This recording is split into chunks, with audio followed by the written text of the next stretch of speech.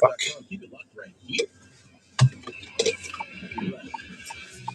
See website for details. BillsHappen.com is not a lender. It does not make credit decisions. Must be 18 years old. Not available in the States. Honey, everything is so expensive, and our bills are going up. You're telling me credit cards are maxed out, rent is due, and the car payment's right around the corner. He needs some extra cash. You should do what my friend can work in. She went to BillsHappen.com and got the money she needed the next day. Our credit is not great. Are you sure that would work for us? BillsHappen.com is one of the largest personal loan networks. They can help people with all credit types get up to $5,000. Sounds like it's going to be a hassle.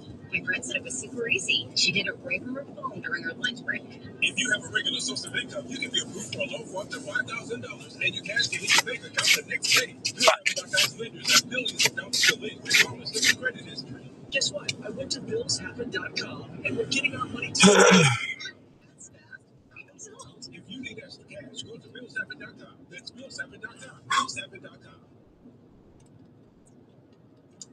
Donate your car. Help support Tunnel of Towers. The process is quick and simple, and the proceeds from your generous car donation will go to support the good work that T2T is doing throughout our community. Any car is accepted, running or not, and we will pick it up for free. So if you have an extra car and you want to help T2T to help our first responders and our dedicated veterans, simply call T2T at 844-GRACE. Avoid the hassle trying to sell that old car. Instead, donate it to help Tunnel of Towers. That number again to donate your car and support Tunnel of Towers is 844-GRACE. That's 844-GRACE. Or simply donate your car online at todaysveterans.org. Your car donation really does make a difference. So call Tunnel of Towers today at 844-GRACE. Never gets old. Celebrating America 250. Sirius XM Patriot 125. News this hour at Town Hall on you in Washington.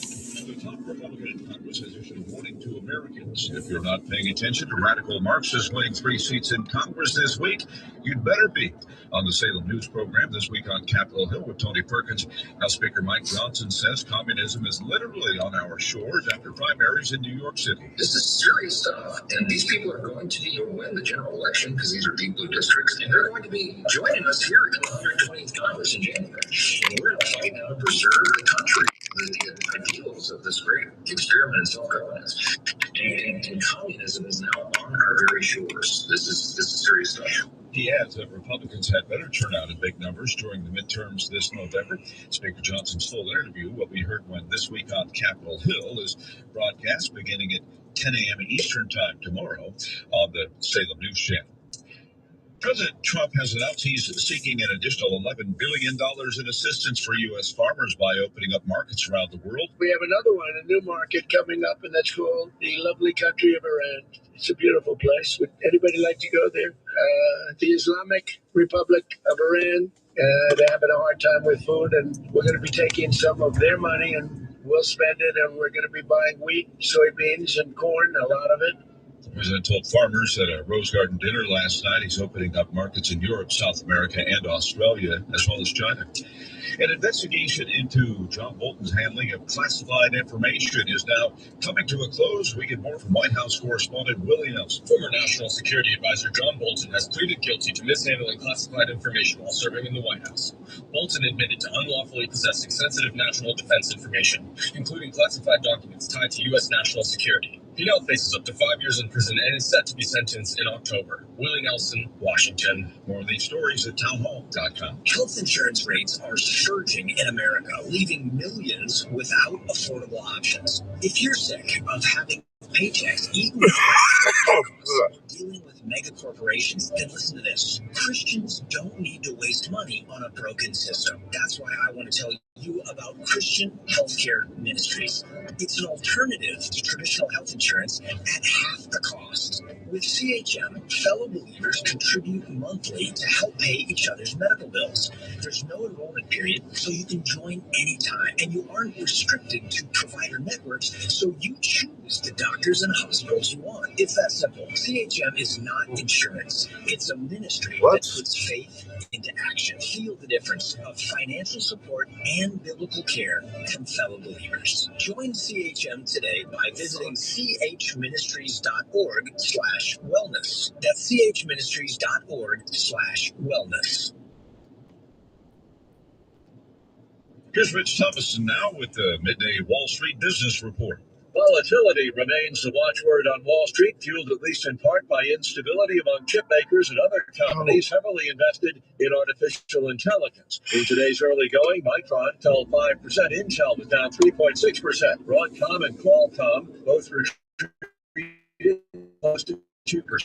Oil prices drifted even lower, hovering around levels leading up to the U.S. and Israel's war with Iran. U.S. benchmark crude lost $1.62 to $70.30 per barrel. The growing likelihood of interest rate hikes later in the year because of rising inflation has helped deflate the massive run-up in AI-related stocks in recent days, as traders worry that the higher rates could hamper economic growth. And it is a similar story overseas, in Asia, where technology stocks have also seen wild swings in recent days. For the Wall Street Business Report, I'm Rich Thomason. You'll find breaking news and analysis at Town Hall. Fusion of rational thought and political analysis. It's what your brain news, politics, and issues majority. Your generation of great talk radio. The founder of the new school.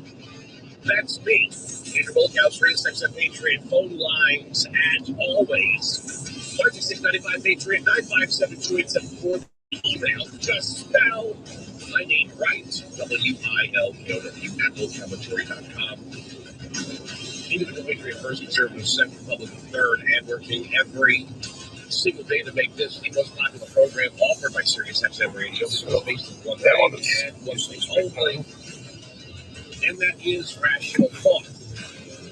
So welcome to the Locale Majority. I'm Andrew Locale. It's Friday.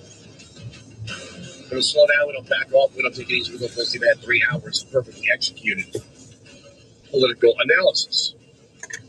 We have a lot to get to. Plus-size models are now mad at the trend of GLP-1s like Wigo, all this other stuff, because I guess it turns out fat people don't want to be fat. You've been the fat celebrity all this time. Now people don't want to be fat. Who's going to be your audience? They don't have to be. They don't have to look to you anymore for advocacy, body positivity. Senator Chris Murphy wants a $25 minimum wage. Why not 50? Why not 75? Why not go all the way to $100 an hour? There was a back and forth in the Supreme Court. Two of them, actually. Sonia Sotomayor feels personally insulted by San Alito, who thought her stance on TPS was ridiculous, and I guess said so. Also, San Alito battled an ACLU lawyer. How can you say there's discrimination based on sex if we don't know what gender is? And that kind of takes us to this thing about TPS. Ever since Bill Clinton said we don't know what is, and we've watched the so-called academic left create silly things like ebonics, where they don't know the meanings of words, but they want to hold steady and fast to their beliefs and demands. Well, what is the definition? If we don't know what a woman is, how do we know what gender discrimination is? Either we know what a woman is or we don't. You know, if a biological, what they call cisgender man, were to walk into a lady's locker room and show all the women his penis, they would say, oh my God, that's an outrage. But if a man who thinks he's a woman goes into the locker room and does the same thing, it's diversity. Either it's a penis or come on. Either you don't want penises in the women's locker room or you do. You can't say, well, this person identifies as a woman. Somehow his penis is different than the other guy's penis. It's penis. And yes, I've said that word a lot. Just, you ever play that game in a bar? You say it a little bit louder, a little bit louder. You take a word and you just whisper it first. Who shouts it wins. Then there's temporary. Democrats are always telling us they're smarter than us. Except I know what the meaning of the word temporary is. It means not permanent. Right? It is, by its definition, a state that's not permanent. So, like, if you have a temporary restraining order, well, that is not going to last forever. If you have a temporary committee, that means they're going to meet, but they're not going to be a body for all time. There is temporary and there is permanent. It is not permanent protected status, it is temporary protected status. Which means everybody involved is supposed to understand the definition of the word temporary and accept its meaning. But Democrats now don't like words to have meanings. They want them to be fluid, flexible, right? Like gender. Words of the Constitution, they aren't hard and fast. They're just sort of suggestions. Now, socialist, communist, or Democrat authored policy, that's permanent. That we can't touch. The Second Amendment is fluid. The Social Security Act is permanent. Whatever they put in place the past 100 years, we can't talk about that. But every aspect of the Constitution, except for birthright citizenship. You ever notice they do that? Well, that's not what the Second Amendment means. Okay, well, what does the 14th Amendment mean? Well, it means anyone born here. Really? Because there's no record of that. There's a clear record that the framers believed that the average citizen had the right to keep and bear arms, and that shall not be infringed. They put it in the Constitution, word for word. They put in the 18 enumerated powers, word for word. The freedom of speech, the freedom or the right to assemble peaceably, keyword peaceably. To petition the government for redress of grievances. Now, Democrats just take the word peaceably out. When they see a riot, when they see a teen takeover, when they see people blocking the road, they go, oh, no, that's First Amendment protected. No, the word is peaceably. Okay, it doesn't mean violently. It means peaceably. Boy, separation of church and state. It says right there, freedom of religion. It doesn't say freedom from religion. It's so they just decide the words don't mean what they mean or don't mean what they meant or mean whatever they think they mean right now. So even if we have chromosomal differences, they don't know the definition of what is a man and what is a woman. And they don't know what the meaning of the word temporary is. So let's start here with Senator Ed Markey from Massachusetts. This is the end of a critical lifeline. Play cut 1. This decision will place at great risk the lives of people, and Trump wants to send TPS holders back to unsafe conditions, and it's the far-right extremists sitting on the Supreme Court who have just let him sever this critical lifeline for Haitians and for TPS holders from all around the world. We have a moral duty to protect TPS holders and provide this vulnerable group with protections and a permanent pathway to citizenship in our country. Oh, so temporary protected status is now to turn into a permanent pathway to citizenship. Then why did we call it temporary? What is the meaning of the word temporary? Now, here's something. I'm going to throw this out there. Haiti's an asshole. I'd say it's a fourth world dump. It's a country of savagery.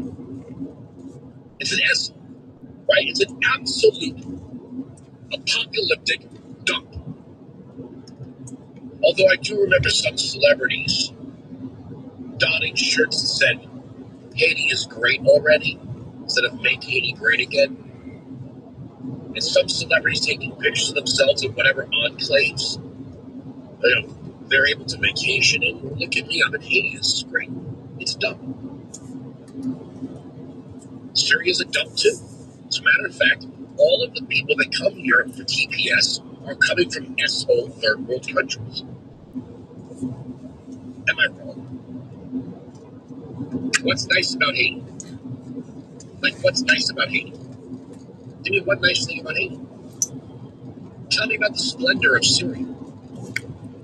Or any country where people come for temporary protected status.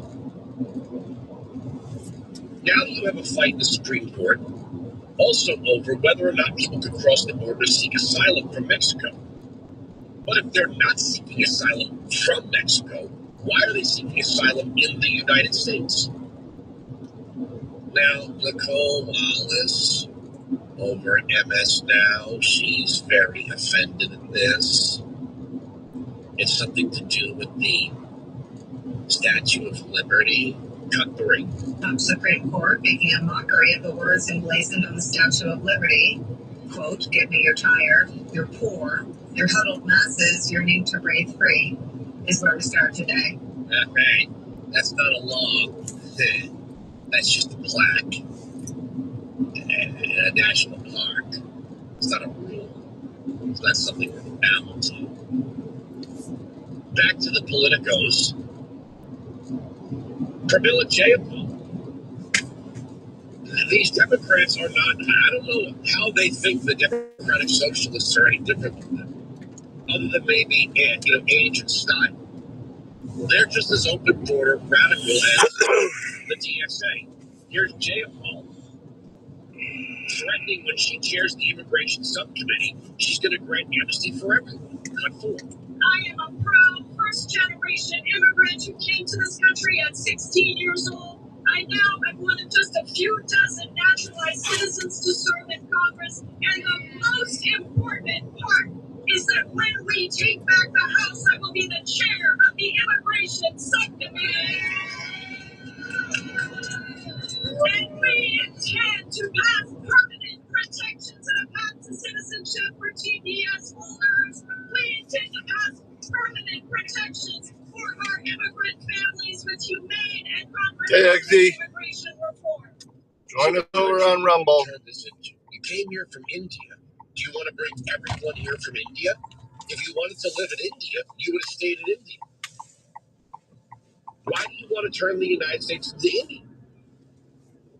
Yeah, well, we're going to help them probably find something to replace it with, actually. The Supreme Court lost its moral compass for understanding the definition of temporary. Cut 5. Today we are watching an administration that is un-American, undemocratic, and unjust, and a Supreme Court that has not only lost its moral compass, but its legal compass. A nation built by immigrants that is now denying immigrants their basic human rights in our generation. Today we watched as the Supreme Court sided with an administration that is seeking to strip away the basic human rights protected under international law for hundreds of thousands of American families. And where are they being told to return to? These are immigrants who are coming from countries that have faced warfare, political instability, humanitarian crises, and now the Supreme Court has cleared the way to allow this administration to carry out a mass deportation plan against immigrants who have nowhere to go. So they're S-hole countries is what you're saying. You're saying that Haiti is a third world S-hole dump. Is it not? Can't have it both ways. So temporary is not temporary. The Supreme Court, looking at the law, looking at the policy, said, I guess 6 of us know what the definition of temporary is, 3 of us don't. Just like 3 of us don't know what a woman is, even though all 3 of them are women, supposedly.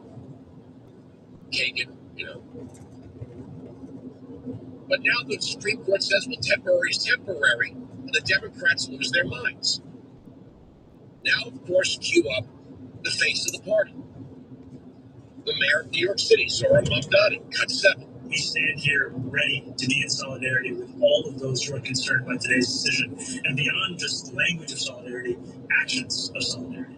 Now, what that means when it comes to our city is if you are worried about what this means for your status, if you're worried about what this means for your family, I would encourage you to call our Mayor's Office of Immigrant Affairs hotline, and you can do so at 1-800-354-0365. Again, that's 1-800-354-0365. Now, many of you know this is a city of 8.5 million people. More than 3 million of us were born elsewhere. Our immigrant heritage. And when we think about, especially what Haitian New Yorkers have had to deal with, not just for weeks or months or years, but frankly for decades, we have seen a cruelty that has become normalized. And to have people who taught the world about freedom have their own freedom be put in jeopardy by the actions of a Supreme Court and a federal administration, it is not only cruel, it's something that we will not ever accept. And so we stand here as New Yorkers proud of standing in solidarity and proud to do everything that we can to keep people in their homes and to keep people together. If you're in the country illegally, you're not a New Yorker. If you're on temporary status, it means you're expected to go home, and you do that. It's time to flood New York City with ICE agents. It's time for the federal government to roll in hard and roll in fast and roll in force. And I'd like to see Kathy Hochul enforce her mask. Good luck with that lady. It's time to kick them all out. It's temporary. Now, immigrants, you ever notice the citizen never does? According to everyone on the left, the pre-existing citizen is some worthless bum. But the country was built by immigrants. See, there's a difference now. They never say this. The country was built by lawful immigrants. They deny the difference between lawful immigrants and illegal it's pointless. when they say things like, no human... He wasn't a bad cook. He just, the way he did it, he was just an asshole. I mean, I was wrong for vaping in there. So, by the way, how do they get any better if their most productive people are allegedly here? Why it's a $6.95 Patriot? I don't leave bad reviews because I got my feelings hurt. They are wrong. That's the end of the story. The arguments on this should have just apologized and moved on. Will never be broken. Sirius XM Patriot. Yeah, man, it's not a makeover, it's a takeover. This is Usher. Before his R&B tour takes over the summer, his very own channel is on Sirius XM for Black Music Month. Legacy kids, some of my influences and a few surprises for the superfans out there. Usher Radio. Now for a limited time on Channel 105 and the Sirius XM app. Included with no subscriptions on your phone, computer, Alexa, TV, or wherever you stream. Ready for a bathroom upgrade that won't disrupt your life? Jacuzzi Bath Remodel is here to help. Take the stress out of renovations with quick, professional service from the name America trusts. Affordable, stunning selection of tubs and showers, each designed with style, safety, and your budget in mind. With customizable features like grab bars and seats, your new bath or shower will meet your entire family's needs. I absolutely love my new bathroom. It's very hard to believe that they get done in one day. Jacuzzi really outdid themselves. Right now, we're waiving all installation costs, plus offering no interest and no payments for up to 1 year. Call now to schedule your free design consultation and quote. Call 800-561. But I kind of was too. That's 800-561-3386. 800-561-3386. With purchase and installation financing from third-party lenders, subject to credit approval. No interest and no payments paid in full within 12 months. Interest charged from purchase date not paid in full. Not all will qualify. Call dealer for details. When you're a small business owner, you're always looking for the next big thing. Whether you're a gym owner looking to expand, store stocking up for a busy season, or a restaurant owner planning a new menu, you'll always need capital to grow. But traditional banks are making it harder than ever to secure a small business loan. That's why thousands of business owners trust Cardiff for same-day funding. Their online application takes less than 5 minutes and won't impact your personal credit score. With over 2 decades of expertise, it's no surprise business owners keep voting Cardiff America's favorite small business lender. If you've been operating for at least a year and are earning at least $20,000 a month in revenue, apply now for up to $500,000 in same-day business funding at cardiff.co/SXM. Again, that's cardiff.co/SXM. Cardiff, borrow better. He's Donald Trump's #1 enemy in Congress, Chicago politician Dick Durbin. Now, Durbin has a new scheme. He's doing the dirty work to benefit corporate megastores. Durbin's bill could cut corners on your credit card security, putting your personal data at risk. Big chain retailers and warehouse stores want to inflate their profits, and liberal Dick Durbin would help them do it.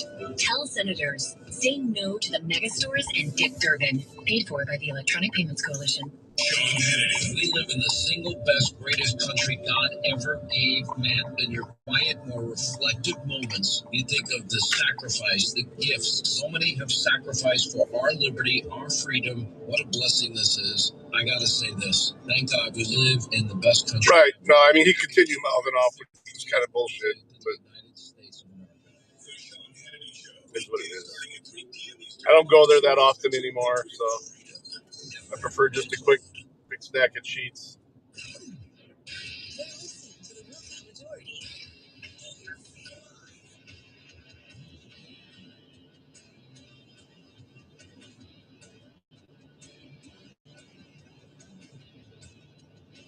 Did you play Transvision Vamp on purpose or that just pop up randomly?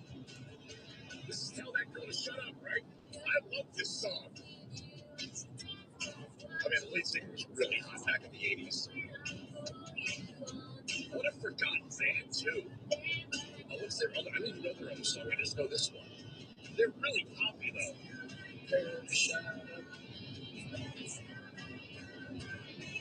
Oh, man. That's a memory.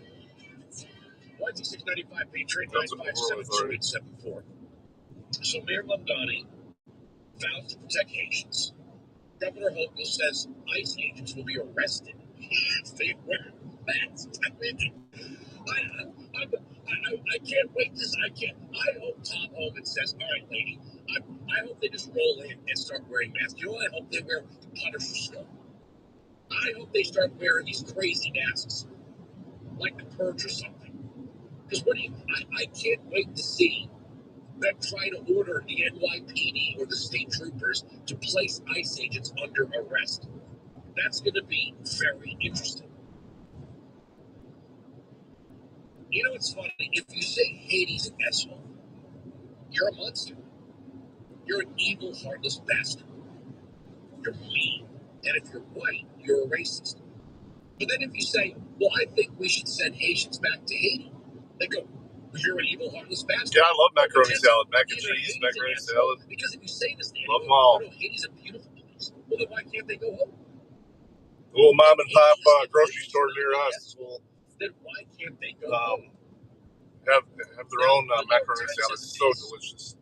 Big breaking news. Supreme Court allows Trump to block asylum seekers at border. Well, why not? You know, I would love a Democrat to explain to me that we signed on to some treaty that says everyone around the world can hop, skip 5, 12, however many countries to file their asylum claim in the United States. I'd like to understand that. It's on his phone. Because that's not the case. You file the asylum claim in the next same country. It is not a form of immigration. It seems like they're saying, some of the spokespeople for the Democrat, well, we're not Democratic socialists, some of them are a little too radical. Except you don't sound any different than them.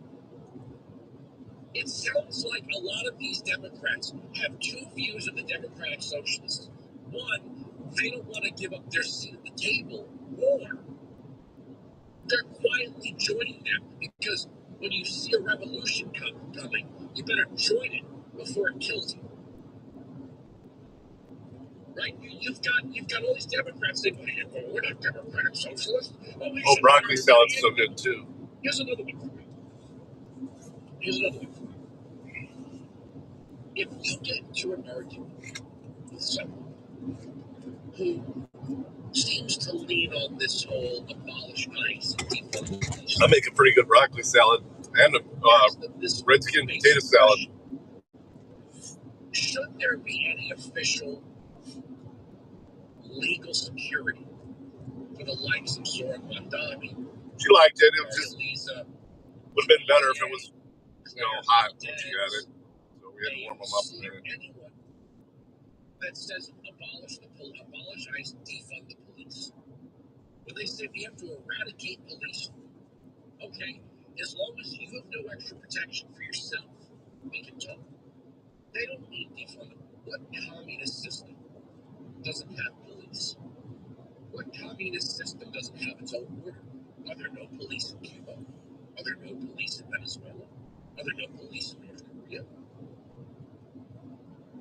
See, if the police in America were beating Elon Musk to death for withholding resources from the people, they would be like, yes, police brutality, we love it. They don't really mean that.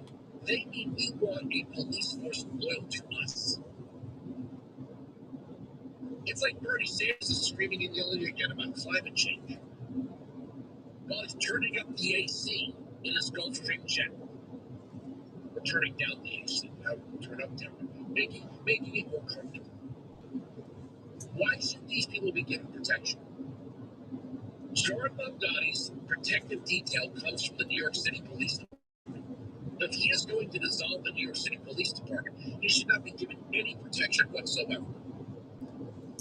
If you are dissolving the police, right, Secret Service or police, state troopers or state law enforcement or police, state law enforcement protects governors. Municipal police protect mayors. The U.S. Marshals protects. The one I make it's actually can be eaten warm too. No more personal protection.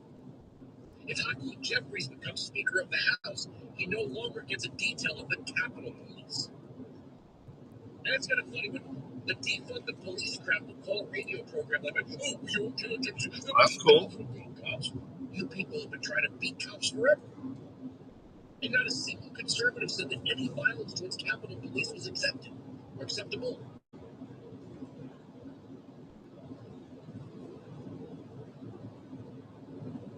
How do you plan to pay for this agenda? They'll say Elon Musk pays more in taxes. Again, you can. That when it's freshly made, it's pretty good. Elon Musk and Jeff Bezos and Mark Zuckerberg and Mike Bloomberg and all of them have, and it wouldn't pay for the agenda. See, these people, the problem is, Bernie didn't have a job until his 40. This Darlisa Chevalier just graduated at 32. And Claire Valdez, by the way, while in college at Columbia, she became a member of the UAW. Did you know that? Mike, did you know that she was a member of the United Auto? That's what you were saying. It sounds pretty good. I would love to hold up several wrenches and see if she can identify. Or tell me what racket pinion steering is. Or identify a cross member. What I'm getting at is she's probably never seen the underside of an automobile in her entire life. But somehow she became a member of the, she was an organizer. Do you ever notice these people who don't lay bricks, don't build cars, don't run pipe, don't put up drywall, are all in the trade unions? Oh, they're advocates, they're delegates, they're working on behalf. So in other words, you bust your ass doing physical labor, and your dues money is given to someone like Claire Valdez that you don't need. I'm sure. To be an advocate. That to me is funny as hell. That to me is funny as hell.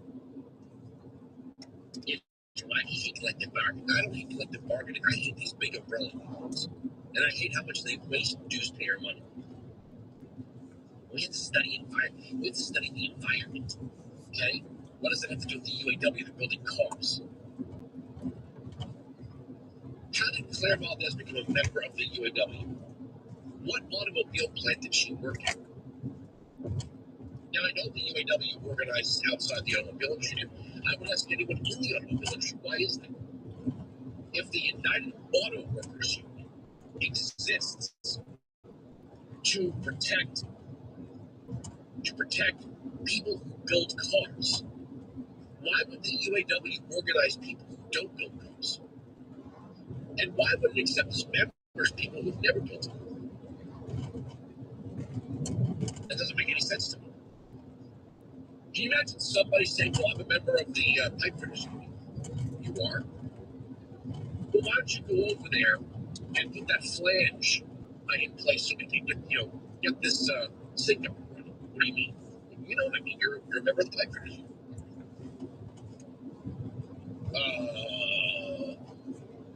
Yeah. I'm using these layman examples because I'm not a member of the pipe fitters union and I don't know how to install a flange. But I'm not pretending that I do. You have people that are in these trade unions that have never performed the trade. You see, because they're sucking off the system. You know, when you hear Carla that's saying, well, let's nationalize the airline industry. Well, that's easy. You just take other people's stuff. You just take that which is not yours, that you've never built. You're getting the advantage of the dues-paying member of the UAW. Who builds America's automobiles, but you haven't built a single car. And that makes sense to some people. I wonder how. Is there anyone out there that could talk? I mean, I don't. I'm not union. Okay, I refuse. I don't. We're not union here at Sirius XM, by the way. You know, some of you Progress Channel fans are listening. We're not union. We're a big multinational, publicly traded, non-union corporation. I mean, you want to talk about we are corporation-y. This is a big corporation. Big corporation. But no union. There are no protections here. Well, I love meat sticks. How do you feel about that? I remember when the AFTRA tried to coerce me to join, I told them to piss on the road. Much nicer than that, okay? You know, much nicer than that. I didn't actually say go piss on the road. I said, well, I'm not doing that. He said, well, you can't use the studio here. I said, well, fine, I'll use it over there. You're not in charge. Why is 695 Patriot 957 2874? Just a funny thing before we go to break. I do have to get calls. Most people don't know what the phrase gaslighting really means. And my friend Jennifer Van Laar, the managing editor of Red State, Gavin Newsom, really thinks he's the third coming of JFK. Bill Clinton was the second coming, right? That Gavin Newsom could just charm you into anything. He's going to tell you, he's on a podcast, and he said the left does not have a media.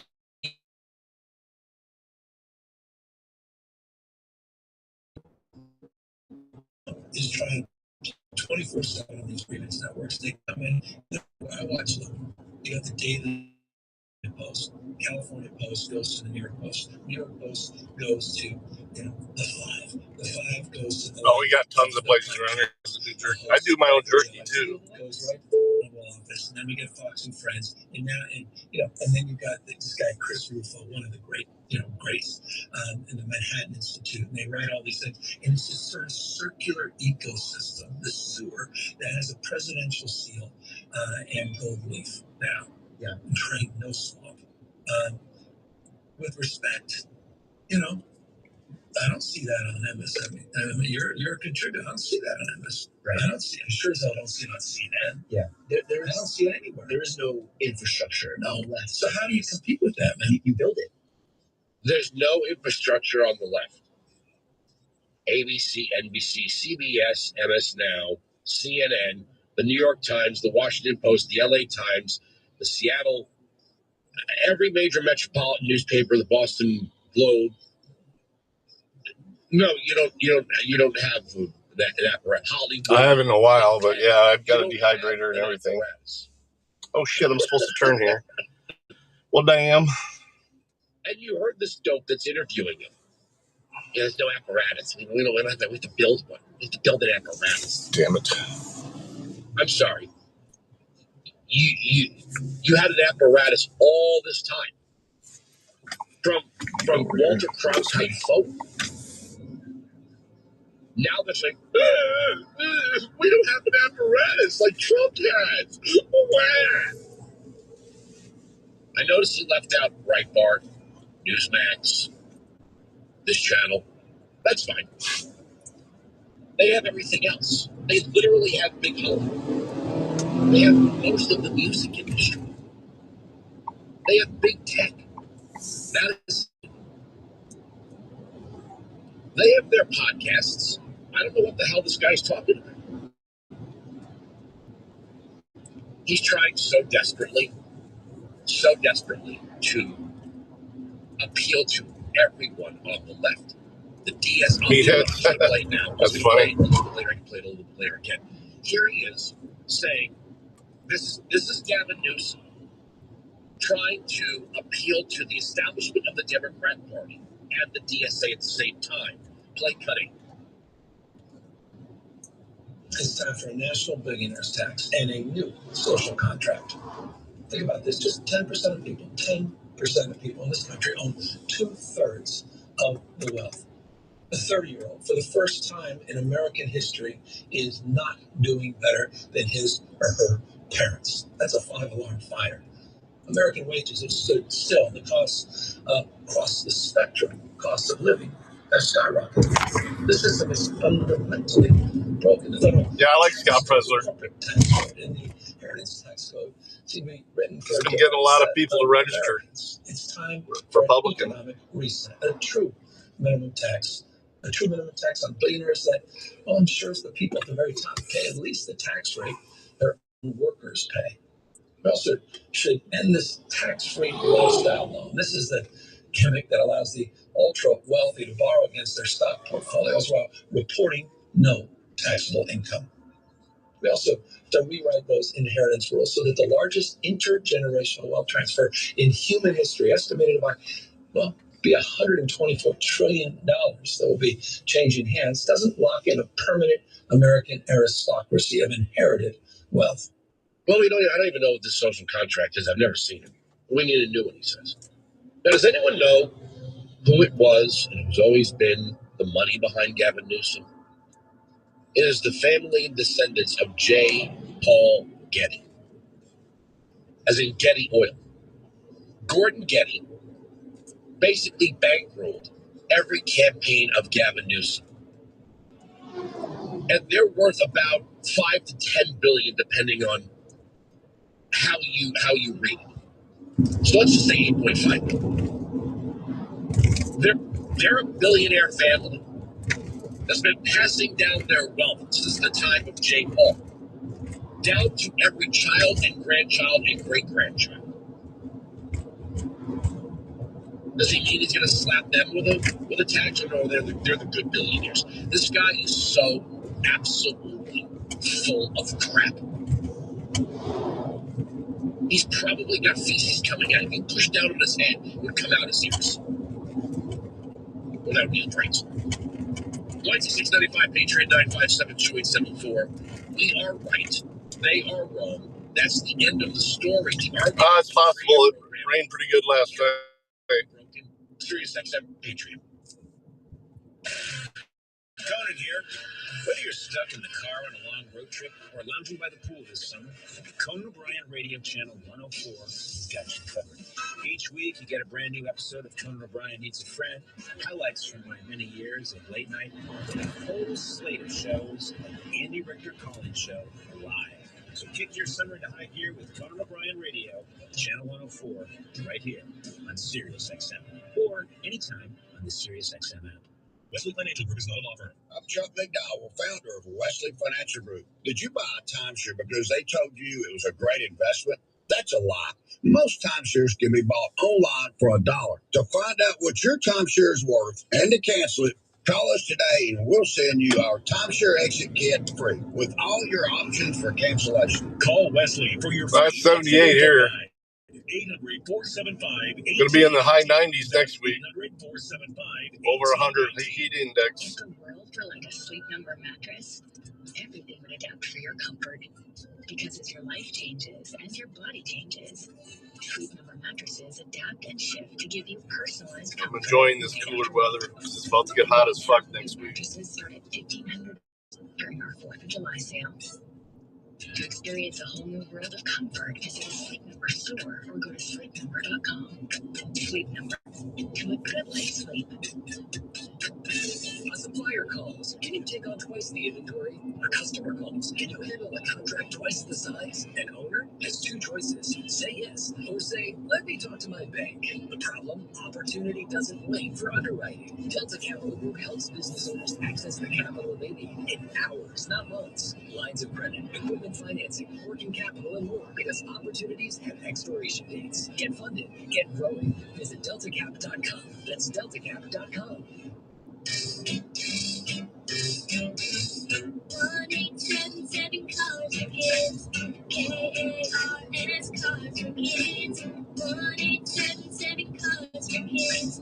Donate your car today. Call 877 Cars for Kids to reach a friendly live agent. Donation is super easy, and your car can be picked up as soon as tomorrow. Call us now or go to carsforkids.org. 7 Cars for Kids. Donate your car today. And you know you can donate real estate too. Not available in all states. Must qualify for enrollment. Results may vary. Do you owe $10,000 or more in credit card debt? With credit card debt at all-time highs, Debt Relief Advocates is urgently notifying consumers of debt relief now being made available, designed to aid consumers with out-of-control credit card debt. Those who qualify and enroll for this relief program may only have to pay back a mere fraction of what they owe. This is not bankruptcy or a debt consolidation loan. This is a relief program that credit card companies would rather you not know about, as it could end your debt nightmare and save you lots of money. It's funny though, we bought an extra air conditioner for our bedroom. We haven't had to use it since we bought it. It cooled off the next day. We used it that day, and then we haven't had to use it since then. But we'll probably be using it next week. 474-1811. That's 800-474-1811. Fly early or fly free. The choice is yours. Remote Hamatori.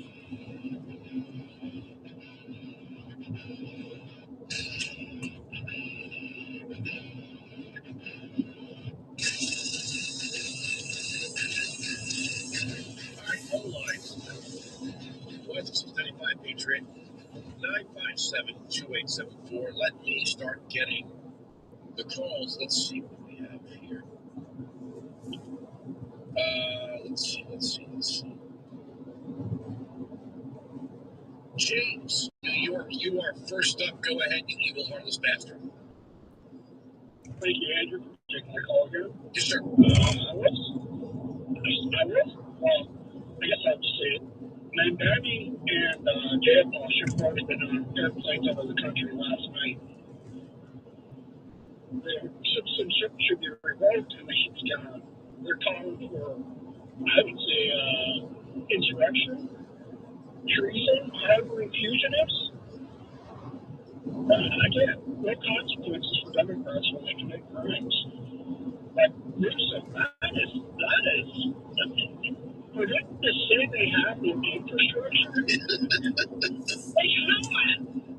If I were a Democrat, and not because I got a brain and I can think for myself, but if I were a Democrat, I would be insulted by that. I think Some of these people still pretend that the New York Times is neutral, and that CNN is neutral, and that the Washington Post is neutral, and ABC, NBC, CBS are all neutral. He even said, we'll see the same night after night on MS Now. You don't?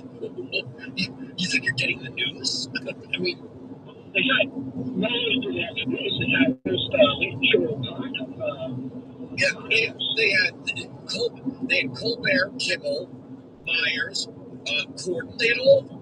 And this whole hoax that Colbert was let go because I don't know. they were quite clear his show was losing money. I got some work to get caught up on. Actually, it's so great to see you. It's so great to see Gutfield just destroy them all. And look, the truth is, and thank you for the call, he really is kind of an island unto himself. You've got 3 networks splitting that crowd. They've given up on the stylings of, let's say, Leno or Carson. And even, I gotta be honest, yeah, we know famously in Arsenio Hall had Bill Clinton playing saxophone, but I don't remember him being overtly political. Certainly he put artists on that maybe some of the other networks might shy away from, but I don't remember him being overly political. 9695 Patriot 9572874. Now, all of them are on the left but Gutfeld. Let's see what we have here. Stanley, Iowa, go ahead, you evil harmless bastard. Thanks for the compliment. I could be a Democrat because I can't keep up with them. BLM's going to be right next week because this week it's the immigrants who built America, whereas 1 week it's slaves that built America, then it's immigration that built America. And even I don't agree with the immigrants built America thing 100%, but even if that's true, that class of immigrants was completely different than the ones we have today. Yeah, you want to say local immigrants contributed? You want to say local immigrants contributed to the building of this country? Okay, but it wasn't like, every American citizen was sitting around going, wow, man, look at those guys work, they're building a country. And by the way, what they should say is, no, settlers built this country. Immigrants came after. And even that class of immigrants, they wanted the American dream. They wanted to help America be better. The class of immigrants they're talking about, not even close to the same thing. They wanted to destroy America and turn it into what they just ran away from. That's what I don't understand. That's the part I don't understand. It's like if you say Haiti's an asshole, they say you're a monster. Okay, so it's not an asshole. What's the problem with sending Haitians back to Haiti? What's the big deal? Rick, Pennsylvania, go ahead, you evil heartless bastard. Yes, I am. Thank you for taking my call. Look, I told your screener, I have been burning my brain trying to figure out what the hell is wrong with people. I mean, I have very good friends in New York City, Los Angeles, San Francisco, and other liberal communes. They're very smart, very successful people. And 7%, I understand, of the registered voters in New York City elected this progressive group in this last election. The turnout was really low. Yeah, very low. So, what the hell is wrong with people? Are we that dumb as a society that we allow ourselves to be overtaken by people that don't wish us well, that don't want to see the country progress and get better? I mean, I have my own theory about this, but I'd like to hear yours. I'm not that familiar with, it's Gad Saad, I think is his name, but he coined a phrase, suicidal empathy. And there is something that affects a lot of people, and it's they condemn what they see in others, even as though they do it themselves. So kind of like, you married? I have been. My wife passed a few years ago. Did you ever engage in PDA at some point? Absolutely. Absolutely. Did you ever watch people go to like, oh, get a room? You know, well, I didn't go to that extent, but most people when they around my wife, give her a kiss on the cheek, all that stuff. Most people when they see over the top PDA, like you'll get a room, but if it's their PDA, they don't think about it as much. It's decrying the behavior in others from the outside, even though you yourself might be engaged in it. It might be called hypocrisy, but you have very wealthy, educated, successful people that I could cut my grass too. Yeah, my grass definitely needs to be cut, but I enjoy doing that. Others, even though you're living it yourself. It's been so busy this week. You just care about money. You just care about getting successful. That's all you care about. Seems like that's all you care about. But that turns inward into that suicidal empathy to purge oneself of what they believe is immorality. They take on the most ridiculous. It's the social and emotional equivalent of a carbon credit. You gotta fucking turn on turn signal, or oh no, the guy in front of you is turning on. I want to fly in a private jet. I want to have a big house on the beach. I want all these things, but I feel bad. You know what? I'm a good person. I'm going to buy carbon offsets. Well, why don't you just not cause the emissions that you're claiming to offset in the first place? Well, because I have to have these things. I deserve these things. But I will absolve myself Favorite of any snack? guilt. I will absolve myself of the responsibility by buying carbon offsets. See, now I'm a good person. We got our own style of conies. We got our Clarence, Louisiana. Go ahead, you evil heartless bastard. Hey, Mr. Walkout. You're right in going in. That's more Detroit than anything. But my grandparents owned a coney place. It's something you just can't reach. And on Look Here, you like it that way. And it's Lanny. And in regard to both legal and illegal, they call immigration, I do look at obviously, like you said, you're reasonable and they're good people. But I think so when we're supposed to get the bad elements out who don't care if they're here or their own, where they were, which I don't want to hurt people in their own country. That's what I was understanding, I would think. There's Detroit Star Pizza too. Or carpenter, but if they've got links to heinous crime, whether it's fabricated. Most of the major pizza franchises are from Michigan. South Carolina and a few others. Domino's, Little Caesars. 20 years ago, if the wrong element put, explosives. Marcos is from Toledo. For that. And the last thing I'll probably say, and I didn't get to say earlier with Miss Walter, was but their corporate headquarters is in Michigan. I'm just using for easy math. I'm not the sharpest math man, but say $200 or $300 grand. Oh my god! It's still what's crazy is it's still my grandma's at 2%. That's $6,000 a month. coney sauce recipe, and it's still my grandpa's root beer recipe. Made in that old what's called Bill's Drive-In in Ypsilanti. Look it up. It's a tiny little place. And that helps society. There's no dining in. It's all car hops. They're always young men do the car hops. I did catch cash only. And when you talk about, Social Security, if you would have stuffed your money under a mattress or something, that's what Mary said, you'd be better off. And it's absolutely true. Russ, Maryland, you are on the Locale Majority. Hello. Yeah, with nice crispy edges. I always love the corner piece. Give me the corner pieces. Love that crunchy. To the next two elections and allow them to vote here. I'd love to see them vote cats explode. Oh, they're loving it.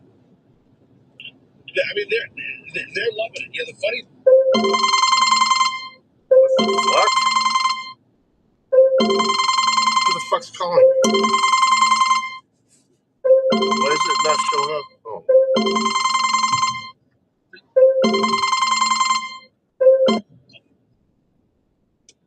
Why the fuck wasn't that showing up on my...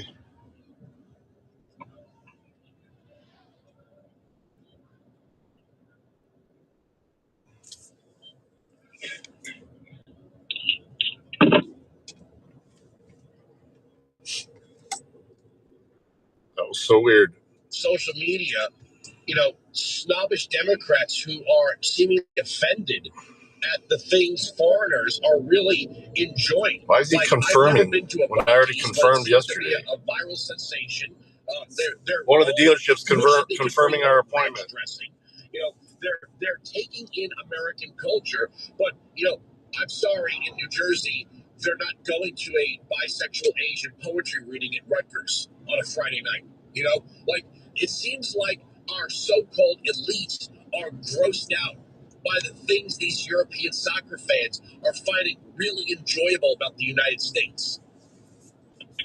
And it makes me believe the real reason for wanting to give temporary status to the S-hole countries is so they would vote their way. But you even talk about bringing in immigrants that would vote pro-America. They're not going to have. You mean like an Afrikaner? Yeah, they don't want those people here.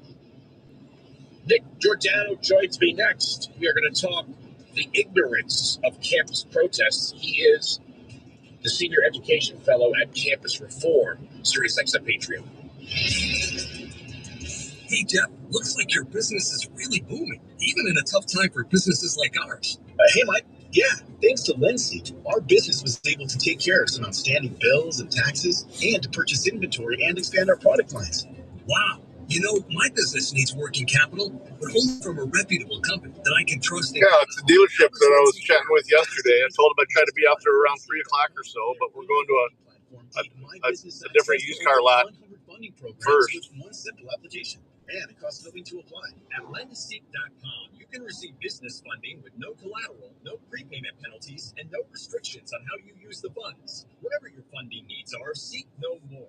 Our AI lending marketplace has you covered. If you've been in business at least 1 year with annual revenue of at least $250,000, you can get the funding. I just texted him back in as little as 24 hours. Didn't even notice they had texted me this morning, even though I confirmed yesterday.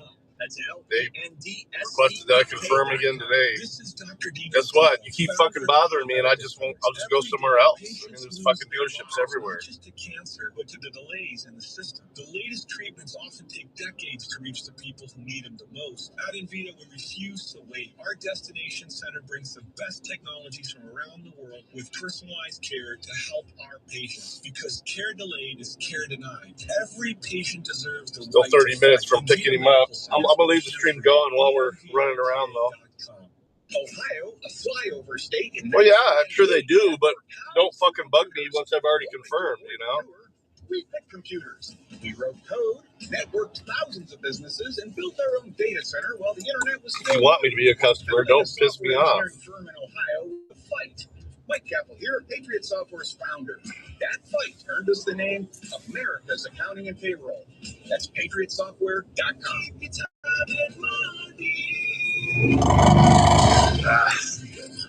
Pass something to back. Celebrating America 250. SiriusXM Patriot 125. Here's this hour at Town Hall. I'm Bob Agnew in Washington. I should have got gas before coming up here. Gas is so expensive right now in Michigan. 580, close to 3,000 injured, and an untold number of people are still missing. We get an update on the devastation from correspondent Charles Ledesma. In cities across northern Venezuela, neighbors help each other dig through rubble to search for loved ones.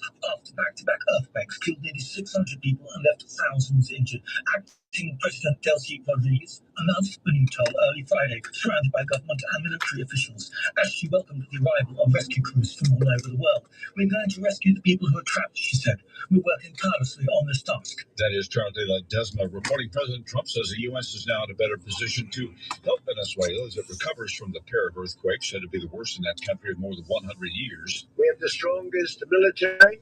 We took over Venezuela in less than 1 day, and the oil is flowing, and we're getting along with them great. SRN News and our parent company, Salem Media, are partnering with Christian nonprofit Food for the Poor to rush emergency aid to victims of the tragedy. Listeners wanting to help can find an online banner at the top of our website at srnnews.com. President Trump scheduled to deliver remarks at a conservative policy conference at the Washington Hilton this afternoon. President Trump is expected to speak at the Faith and Freedom Coalition's 2026 policy conference. This is the country's premier pro-faith, pro-family political event for conservatives. This year's program is focused on preparing for the upcoming elections, with the agenda centered on strengthening. Yeah, once they get your fucking number, man, they'll blow you up. Protecting life and cutting government It's not spending. like I don't already get Expected to speak, Texas Senator conservative Ted billion Cruz, calls a day. South Carolina Senator Lindsey Graham, and Tennessee Senator Marsha Blackburn. Laura Winters reported. Oh, dude, this bitch behind me almost fucking plowed. Jesus Christ.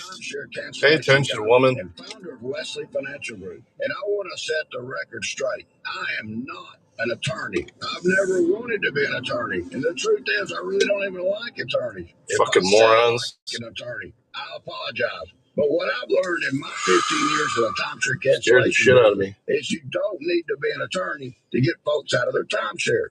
After 15 years and over 50,000 cancellations, I can tell you with confidence, we know how to get you out of your timeshare. Call us today and we'll send you our timeshare exit guide absolutely free with all your options for cancellation. Attorneys, this was meant to be funny, so please don't sue me, especially my friend Kenneth from Black River Falls, Wisconsin. Call now for your free timeshare exit info kit. 800-926-59. Well, if That's 800-926-59. if telling them to stop calling doesn't work, I just block the number. Thing is, they can call from multiple clone numbers. Freedom 250 CEO Keith Crop says it's time for the Great American Fair on the National Mall. Now these 50 states coming together on the National Mall for the nation's 250th. I'd really like to be able to go to Washington, D.C. Culture, it's food, it's music, it's innovation, it's history, it's heroes. Experience this America 250 stuff. And also, Wish I could afford it. Apple hiking prices now for Macs and iPad, citing a memory chip shortage. The Cupertino, California-based company calls the demand spike an unprecedented challenge for the consumer electronics industry. Among the increases, a new entry-level MacBook Neo will now cost $699, up from $599. And the 1 terabyte MacBook Pro is $1,999, up from $1,699. Analysts expect iPhone prices to rise later in the year. Well, Rich Thomason reporting. Breaking news and analysis at townhall.com. It's where Apple's just going to price themselves out of the market. Is what your brain has been waiting for. News, politics, and issues enhanced. Just join the majority. Your generation of great talk radio. The founder of the Newsroom. That's me, Andrew Wilkowski, SXM Patriot. Phone lines, as always. 16695 Patriot 957-2874. The email is spelled my name right, WILKW at WilkCabinatory.com. Individual Patriot first, conservative second, Republican third. And working every single day to make this the most popular program offered by SiriusXM Radio, because it's based on one thing and one thing only. And that is rational thought. So welcome to the Wilkow Majority. I'm Andrew Wilkow. Yeah, it just started. It's a Friday. We don't slow down. We don't back off. We don't take it easy. We go full steam ahead. 3 hours of perfectly executed political analysis. I'm going to talk to my buddy Nicholas Giordano in a second. He is the Higher Education Fellow, Campus Reformer, and a Professor of Political Science at Suffolk Community College here in New York. And we're going to talk about the ignorance of students who protest but don't know what it is they're protesting. And I just sent one video to Scoreboard on Bill. I mean, they're all over social media. Oh, shit. Something that I really do think fucking truck won't get over. Charlie Kirk was instrumental in is simply going out on the streets and asking college kids basic questions. No, but it's all the other state fairs. It's a U.S. state fair. Just on a random college campus. I don't know where it is. It's not the D.C. state fair. It's America's state fair. To show his credentials. Yeah, all 50 states are supposedly sending representatives there. Can you play that for me? Of course, there's some blue states that are barely sending anything. At least they told me who they were. I don't have any. So why should I have like a name badge? Yes, if you're a journalist, if you're any sort of publicist, if that's you, It's a good question, right? Well, tell me more about immigrants. So- That's what we're gonna do. So people need journalist ID. Do we need voter ID? Let me know what you think in the comments below. And like and share this video if you find that pretty interesting. It shouldn't be that easy, right? If you're going to institutions of higher learning, and there are people there that are taking a stand on something, it shouldn't be that easy to make them look ignorant and foolish in the space of their cause. All right, Nicholas Giordano, how you doing, sir? Welcome back. I'm doing well. Always happy to join you, Andrew. So you have students across the country that will organize protests to protect immigrants or whatever it is. They're speaking out against ICE, and then if you ask them basic questions about the law, they don't know. Well, it's really remarkable, and it's an indictment on our entire education system. When we look at student proficiency, it ranks at all-time lows. You have students that can't read, write, or do math at the college level. I mean, these are students that have been in school for at least 13 years, and they can't put together a coherent thought. So we've obviously failed somewhere along the way, and you're right. You have a bunch of students that speak on the issues, but they don't know the issues. They don't know the complexities of policy, and that's why the education system spending $1.5 trillion per year, year in, year out, federal, state, and local spending, is something that we have to look at, because a generation will not be able to survive if they're this ignorant of America, of what's going on. And we're seeing the results, because not only do we see how inept these students are, but we're seeing the results at the ballot box. I've been warning about the indoctrination and the activism going on from kindergarten to a college education. World's Fair are usually much bigger things, but yeah. 13th congressional district, where a candidate who wants to see Western civilization destroyed is the person that won the primary and will probably win the general election in November. How are we putting up candidates that want to destroy our civilization? We were covering the story about a week and a half ago that 1,800 professors from the University of California system, who all teach STEM, Yeah, it is. wrote a letter arguing they need to reinstate the SAT and the ACT requirements because they have kids coming in to engineering programs that aren't 8th grade proficient. I mean, if that's not a failure of the system. I mean, if you arrive at a university and you're taking engineering or physics, Yeah, they're supposed to, but the thing is, when they do those, they're supposed to be expounding on the newest innovations and stuff like that. I mean, really, that's really frightening.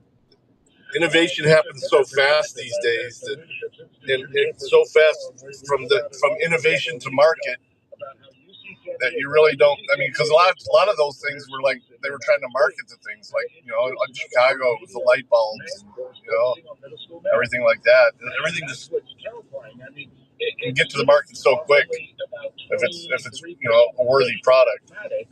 And they're going into STEM. Think about how terrifying that is. I mean, would you go see a heart surgeon that's only 23% proficient in doing heart surgeries? This is what we're producing out there. When it comes to immigration and ICE, you know, this is a big deal. Any one of these causes can catch on, right? It could be transgender, and then if you ask one of these things, what's a woman? Right? I mean, like, right now we're arguing over the Supreme Court case ending the temporary protected status, and it seems like we have 3 Supreme Court justices and a whole bunch of people on TV that don't know what the word temporary means. Well, the ICE debate is something that really frustrated me this year, because you had schools, middle schools, high schools, colleges, like closing down, encouraging students to protest. And that's not real education. Like, I'm someone that actually believes in education. A much better education would be teaching the students about the difference between state laws and federal laws, the Constitution, Article 6, the Supremacy Clause. And then students that don't like the way immigration enforcement is taking place, have them handwrite a letter to members of Congress to try and change the law. Students that like the way immigration immigration enforcement is taking place, have them write to governors like Tim Walz over in Minnesota and New York State and other sanctuary places, and have them handwrite those letters saying why those states should be cooperating with ICE. I think that would have been a much more profound learning experience. I don't even know what that is. Instead, we see it's about activism. It's not about civics. It's not about understanding our role within the system and civic engagement and how we can influence policies. It's about, well, we want students to believe these fundamental things. Imagine some type of exposition exposition. Push out there. That's not education. That's why you have so many students that graduate from institutions that are unable to hold positions. They're unable to function in the workplace. In fact, the majority of small business owners say that new college graduates actually create a hostile work environment, that they don't get along with their coworkers, that they're unreliable, because this is what we're producing. Before I get to a quote in the piece, that you just sparked something in me. You know, when I think about the okay, you would think I would know that, but the ability I don't. to detach. So, for example, I've gone to a few of those. Write that letter, or write what but once you again, think that's is a substantive policy, and you judge it a based big on, sales thing. even if you disagree, People with are selling their newest stuff. is, right? For example, I keep asking the question on this program when you're talking about Darlisa Chevalier. Okay, so you want no borders, but you want guaranteed housing, which she has said that dignified housing for all. Please lay out for me as a citizen, since you aspire to government, how that's going to function, right? And if somebody could, if you're teaching a class, let's say a pre-law class or a civics class, and you encourage your students to do that, you have to detach your personal feelings and go, okay, I don't agree with the student, but they at least thought it out, right? They laid out a coherent plan. They came up with something. They actually put their thought into it. There's a good chance I would. I remember Alan Dershowitz saying about Ted Cruz as a student that he didn't always agree with him, but Ted Cruz was one of the smartest students that they ever had because he was very coherent and logical and could debate. We've taken that away, and that leads me to this quote of yours. You're right, for years our public education system has functioned less as a place of learning and more as a training ground for far less activism. Ideology has replaced academic rigor, equity has replaced merit, administrators have abandoned expectations and routinely lowered standards. The excuse failure and accountability is non-existent. So if you're teaching a class like that, you're asking people to make the argument, right? You can separate your personal opinion and go, look, personally, I don't agree with you, but you made a good argument. I don't think progressive professors are capable of saying, I don't like your ideas. I don't like your beliefs, but you've argued them intelligently. I'm going to give you a good grade. Now, we're not encouraging that anymore. That's sort of like, please develop your thoughts, develop your thinking skills. That's one of my questions also. My students know from day one that they can take any position they want. It's not my job to force my opinion. See, that's great. That's great. My job is to make sure that they can argue their points and actually defend them. And I've noticed a dramatic change in 20 years that I've been in the classroom. Obviously, my classroom is pretty evenly split. 40% Republican, 40% Democrat, 20% don't care either way. Their head's buried in the sand. They're happy with number one, by the way. Yeah, I've seen those. When I first started teaching, the students would be able to debate with each other, and I'd be able to push them. Over the years, what I've noticed is that it's more about seen the one called specs or spectacles, I think they're called. And, the one universal agreement when I first started teaching was we can differ on opinions, but we all generally love and appreciate America. Like augmented reality. Subset of students that not only can't argue their points of view, but they have this absolute hatred of the United States. They despise the United States. And no country can survive with a population like that is unable to think.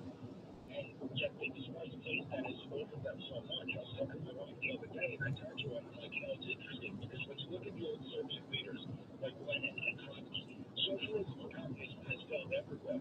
But these were smart people, Lenin and Trotsky. You look at the new generation of communists, they're not that bright. They really can't argue or defend any of their points. It's all about feelings and emotions. And that's what's pushed over and over again. And that's what drives them each and every day. One of the things that I always like to ask, and I think it's a fair question. Are you willing to live with your own agenda? Right? Bernie Sanders talks about fighting the oligarchs from a Gulfstream jet.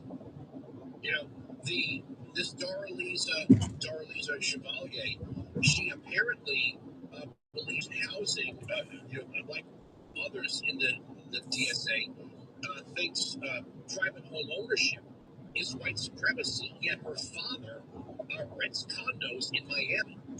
You know, Wamdani's housing czar, Sia Weaver, grew up in a multi-million-dollar home. None of these people see. I always say socialism's for the people, not the socialists. My question always is, are you going to live with them? Because it seems like they have ideas for everyone else.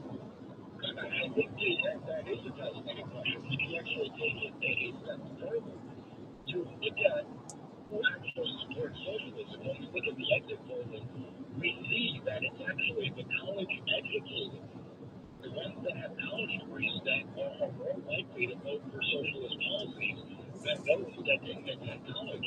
And then there's people that don't vote, that want to tell me that the education system isn't based on indoctrination and activism. Well, no, we actually have the result of how it is that people that have these college degrees are told that socialism is good. Yeah, I've seen a few demonstrations. It's pretty cool. So, you look at that, they're all for it. I think the one that actually knows me more than most is Mayor Mondani, because he has an interesting story. His family's immigrants. They were able to come here in the land of opportunity, live out the American dream. He was able to become mayor of the biggest city in the world. He's destroying it, but he was able to become mayor of the biggest city in the world. And he could come out there and speak with passion about all the opportunity that America afforded to him. Instead, every time he speaks, he criticizes America. He bashes the United States. He bashes everything, all the opportunity that we afforded to him. He shows no appreciation and gratitude. I think that as we approach the 250th anniversary, we have 2:30 my time? Yeah, we'll probably be at the dealership by then. So, like I said, I'll probably just keep the stream going while we go inside and chat with these guys. Oh, I gotta go nuts. this country continues to grow. But do you think a fair question for a student who's browsing socialism is, if you were not in the leadership? Because a lot of kids feel like when they come out of college, they're going to end up in the leadership, which it sounds like you want to do this to other people, right? Like, especially when you've got... Oh, your Alexa, really? Have a job through this you got that all connected and stuff? Woman, she just graduated Columbia like a year ago. So they got your hotspot too, right? Claire Valdez. They spend their entire lives pretty much useless without a good hotspot. Until they run out of money, and then they want to go into government, but they never go out into the real world and do anything. Well, that's the big problem with the academic ecosystem and public life in this day and age, that we have people that haven't experienced what the private sector is like, that don't know the difficulties that challenge small businesses and corporations and, personal issues that exist within their communities because they come from the upper middle class. And you have these hypocrites when you ask them. Steak and shake beef tallow fries. Of course they'll say yes. They will, but their actions tell a different story, right? I mean, they grant themselves carve-outs. Look at the Affordable Health Care Act, where Congress initially granted themselves the carve-out. It wasn't until Senator Ted Cruz said, no, we passed this for the American people. We should have to live by it, too. And I think that the hypocrisy knows no bounds in politics in general, but especially when it comes to the life. Yeah. Do we have any chance of reversing this, or is academia just, it is what it is?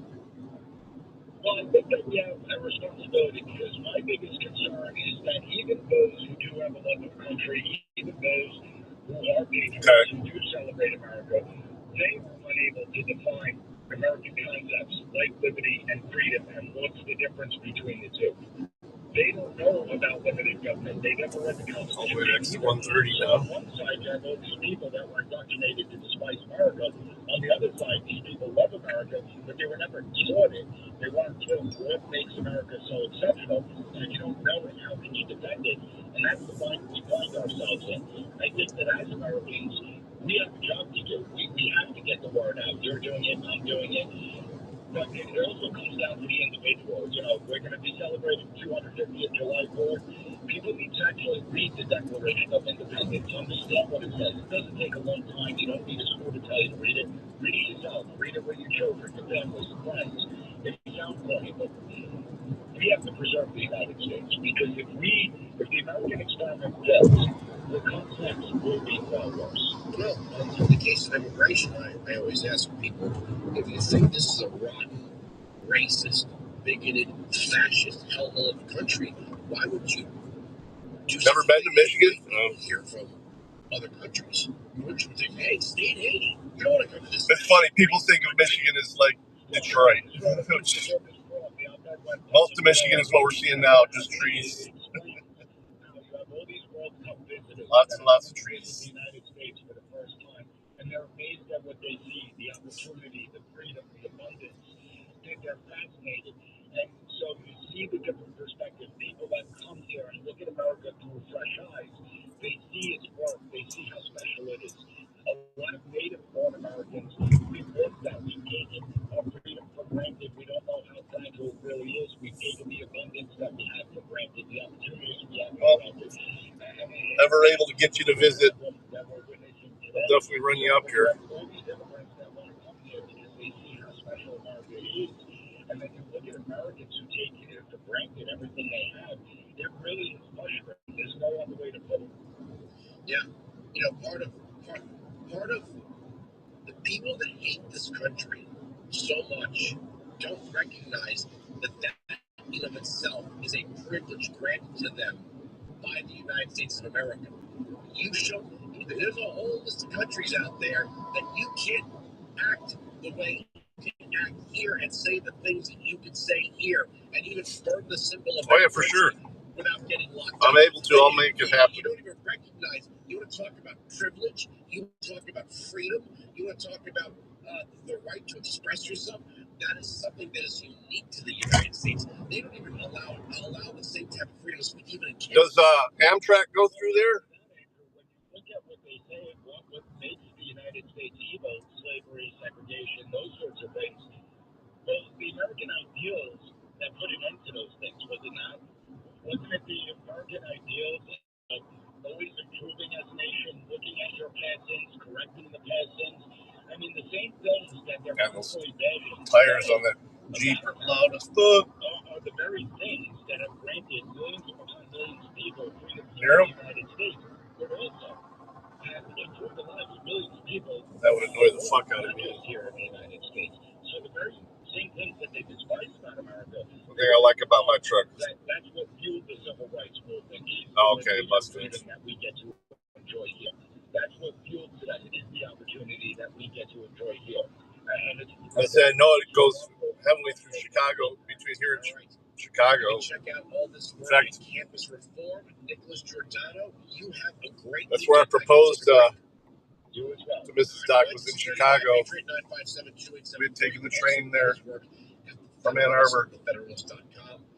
We're right, they're wrong. That's the end of the story. The arguments on this radio program will never be broken. Sirius XM Patriot. Like in Florida, every American in every state has a unique perspective. And for America's 250th birthday, Stacey Washington is bringing them together. The Patriot 50 State Challenge, a live journey across the nation, powered by listeners from all 50 states. Represent your state and tell your American story. The Patriot 50 State Challenge with Stacey Washington starts Wednesday, July 1st at 9 p.m. East on Sirius XM Patriot 125. See website for details. BillsHappen.com is not a lender and does not make credit decisions. Must be 18 years old. Not available in all states. Honey, everything is so expensive, and our bills are piling up. You're telling me credit cards are maxed out, rent is due, and the car payment's right around the corner. We need some extra cash. You should know what my friend from work did. She went to BillsHappen.com and got the money she needed the next day. Our credit is not great. Are you for us? BillsHappen.com is one of the largest personal loan networks. They can help people with all credit types get up to $5,000. I wonder what's in the back of that truck for keeps sitting so low. Super easy. She did it right Something heavy. during her lunch break. If you have a regular source of income, you can be approved for a loan for up to $5,000. And the company Hearing Road.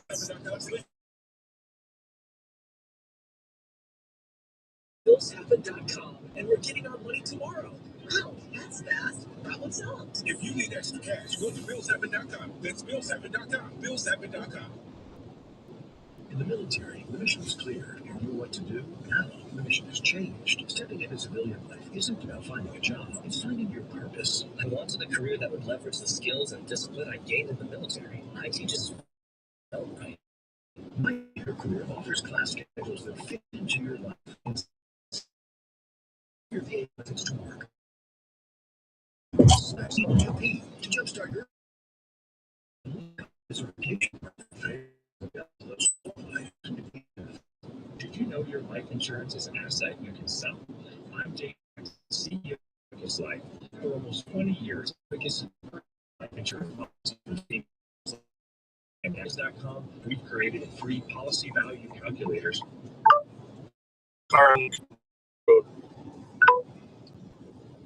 I've reported a car on the side of the road. Thanks. No, Jackson area. The worth of your policy in just seconds. There are no fees, no obligations. Get real value for your life insurance when you need it. I don't think I'm in the right fucking spot. Learn more at abacuspays.com.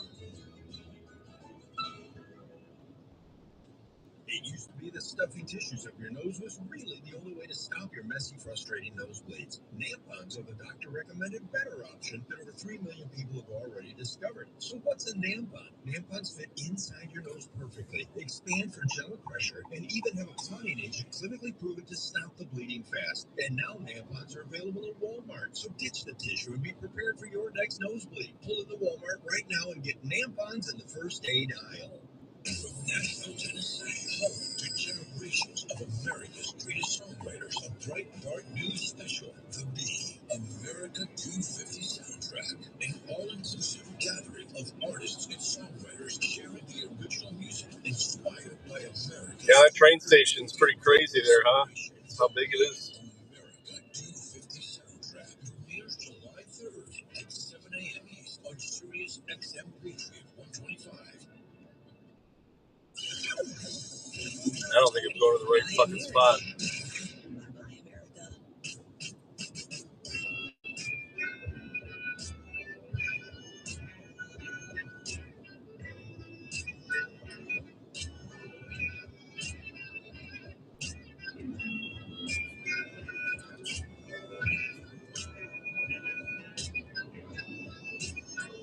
Phone line 2695 Patriot 9572874. So now you have everyone jumping up and down on social media, and Zara Mamdani made this silly, stupid video about freezing rent in New York City. And they're having rallies, people are playing bongos, they're jumping up and down. He's delivering on his promise to affordability. No, he's not. He's essentially seizing private property by proxy. Freeze rent. Here's the thing. Is he freezing the operating costs? Is he freezing the taxes? Is he freezing what it costs to maintain a building? No. He's just telling people, I'm going to freeze your rent. And I'll tell you why he's doing this in a minute or 17 seconds. Can you play that? Bill, can you play that? I don't think this is giving me the right. This is the first time in a while Waze has been inaccurate. The Independent Rent Guidelines Board just froze the rent. That means if you're one of more than 2 million New Yorkers who lives in a rent-stabilized apartment, your rent's going to be frozen next year.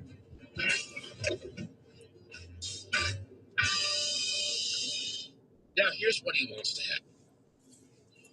He's not freezing the costs of operating the buildings. He's not freezing the costs of code compliance. You know, maintenance, keeping bugs and vermin out, replacing broken things. He's not freezing any of that. He's just freezing what it is people pay by an independent body. He wants these buildings to fall into code violations. I guess this is right. So Okay. he can seize them. Or he wants the so-called rich landlords to say, all right, that's it, I'm out. Do you think the city will be better off if some of the biggest real estate firms, maybe 2 or 3 of them, buy up all these buildings? Now you've got even fewer people running real estate. But the ultimate goal is to have these fall under the control of the city. To seize these properties by freezing the rent, but not freezing any of the costs associated with operating the buildings under code. Then they can say, now you're in code violation. Now you're in code violation. The city's seizing your property. Let me tell you something. You want to see the most disgusting, roach, rat-infested buildings with faulty plumbing and HVAC? Go to any of the city-run properties. They are prisons. NYCHA, New York Housing Authority, New York City Housing Authority. NYCHA properties are the lowest form of existence in the city. So that's all that matters. He gets to stick his head in the freezer. Look at me, I failed the rent. And all these dummies, mostly trust fund liberal white women, oh yeah, he's freezing it. He's making it more affordable here in the city. This is what I voted for. Yes, but you didn't address operational costs. It's the same thing when you have, what is this cut, Chris Murphy. Which one is Chris Murphy here? I X'd out of it. Chris Murphy, cube cut two. He wants to raise the wage, the minimum wage, to $25 an hour. Before you play that, looks like Trump is going to speak in just a minute or two, so we'll take that when he starts to talk. Play cut two. We are here to introduce a simple piece of legislation that stands for a simple premise. A minimum wage in the United States of America should be Monster Motors, Michigan Center. Wage in the United States of America. This is the most powerful, the most affluent, the wealthiest country in the world. There is no reason that somebody should go to work full time in this country and not be able to pay their bills. Right? There is no excuse for it. In a world where we just created the first trillionaire, in a world where the top 1% of Americans collectively hold 13 times the wealth of the bottom 50% of Americans, it's not like we don't have the ability to pay people a dignified wage. We have just decided not to do it, and we are here to say that it is time that everybody that works makes a dignified wage, that everybody that works in this country is able to pay their bills. Why didn't they do this when they had control of Congress from 2021 to 2023 and Joe Biden was in the White House? They had the House and the Senate. Or do they just introduce this stuff? Come on, they dude. know it has no chance of passing, but maybe it'll influence the midterms. If they were sincere, they would have passed more time in 2022. But why $25? Why not $50? Why not $75? Why not $100? You can graduate from any program you want. You could have all the academic pedigrees you want. It seems like a lot of really smart people don't know a damn thing about economics, or they ignore them for political purpose. So what do you think happens if you really believe, if it's your nobility, if it's a question of nobility, I, Chris Murphy, am more noble. I want a looks like it's working again. Yay. an hour wage. Now, you saw what happened in Seattle. They made Uber drivers subject to the minimum wage, and now nobody understands why Uber Eats is so expensive. They tried this in California with fast food workers, and they couldn't understand, well, why are these people making less money? Well, let's see. You're either going to compensate by bringing in more automation, which means people are losing their jobs, or you're not going to create as many full-time jobs and people are going to lose hours. So you might make more money per hour, but you're working for fewer hours per week and month. And then what do you think happens when that adjustment hits the price of goods and services? It's going to have an inflationary effect. So for the first pay period, if all of a sudden you're getting paid $100 an hour to do low to no skilled work, and you get that first paycheck, you're like, wow, look at this. Because always talking, we got to give these people purchasing power. Okay. I know I'm an evil, heartless bastard. I'm cruel. Why can't I just jump on the bandwagon? What? Don't you want to pay Americans? Yes, I do. But you can't continue. Again, immigration. You can't continue to import unskilled labor and think the wages for unskilled labor are going to rise. It can't. It's impossible. The laws of supply and demand are correct. If you have a factory town that largely has I don't want to say static population, but there's a factory, and every year kids graduate from high school, and every year there are factory workers that retire and are replaced by people looking for a job. If you bring in 20,000 migrants, that's going to impact the prospects of those high school kids graduating, because now there's all this labor flowing in. To a point now where why would you continue to raise the wage when you have an oversupply of labor? These are all factual. But what happens inevitably is if you were to go with a $25, $50, if you're truly morally principled here, it should be $100 an hour. What do you think would happen? That's got to be addressed in cost. Your groceries are going to be more expensive. Everything's going to be more expensive. And those people that just got that pay raise are going to be right back at the bottom, right where they started, and even more so. Because everything they buy is going to be more expensive to compensate for this new hourly wage. Or more people are going to lose their jobs, or jobs won't be created at all. How would you start up a new business? No, it's kind of looked like a mix. New business, a mom and pop business. And you're like, well, One what's of going his to be our dogs. initial labor costs? Well, it's going to be initially $25 an hour. Well, the bank won't give us a Might loan be to cover partially. that. Well, I guess we can't start that business then.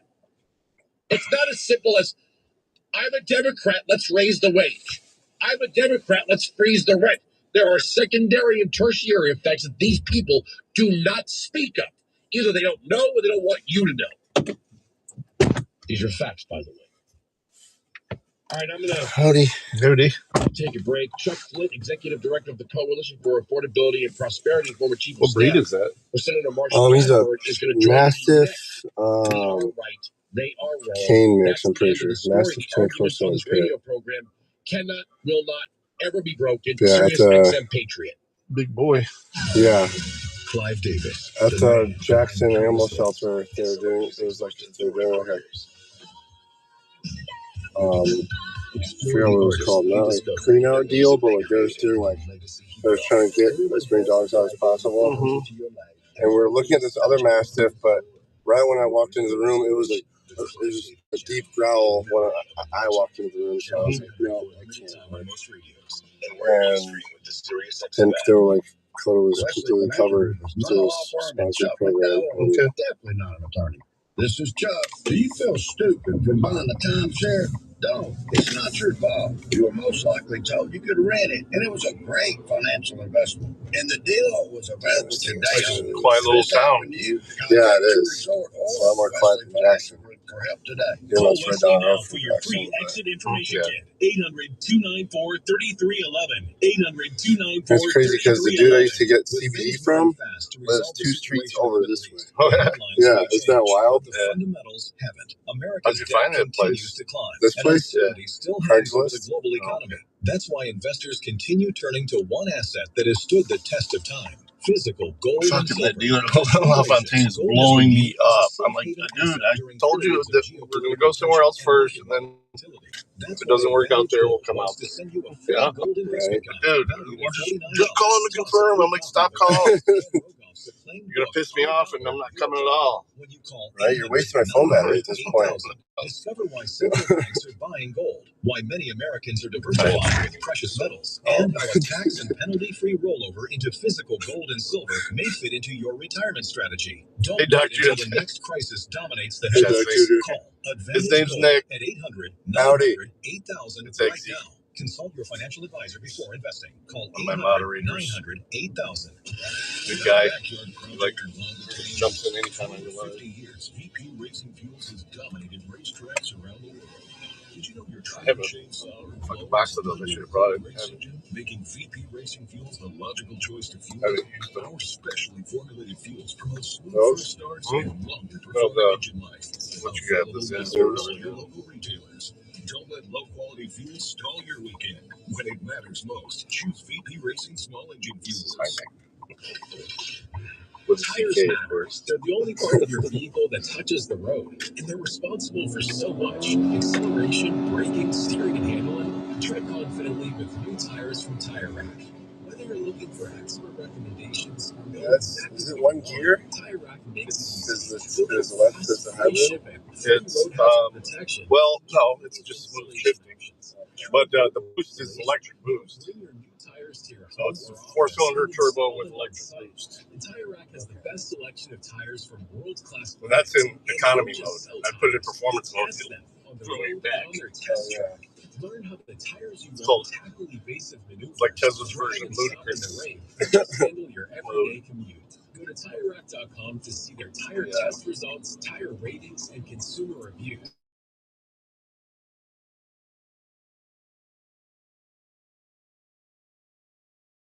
I got fucking 14,600 miles on it. Still. I just got it in November. Damn. That's how much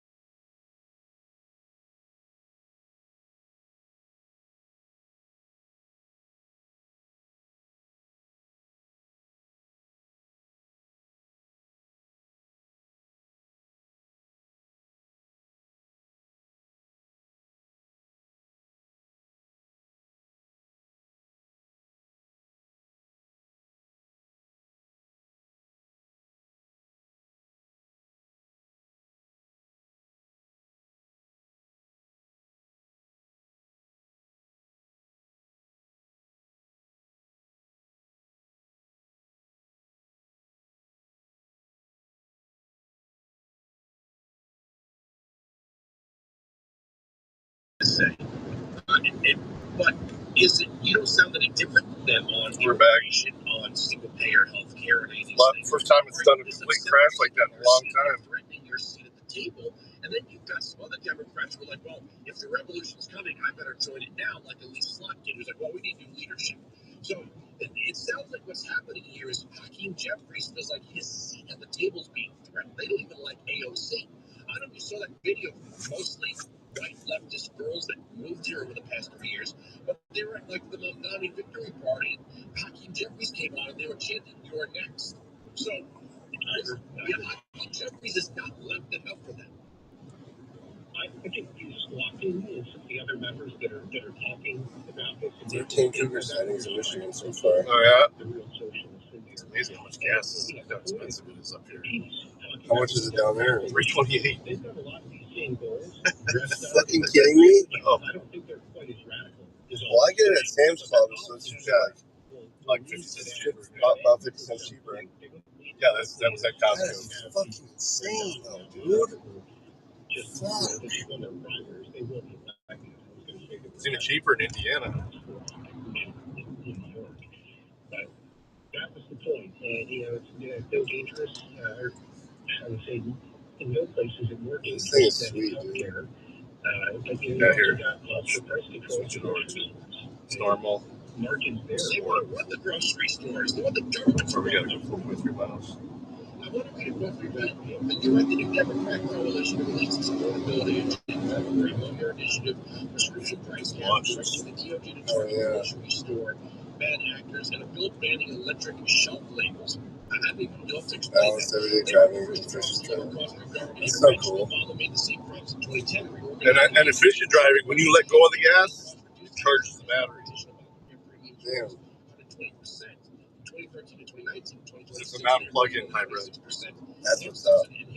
That's how Jeff's truck was. He had like the F-150 power boost, and it had 2 batteries. I'm pretty sure. Yeah, it was like a big one under the back seat, and then one in front. Yeah, you still have the one under the hood, and then you have another. Well, this one is. Yeah, it's behind the seat. Yeah, it's almost like an inverter kind of.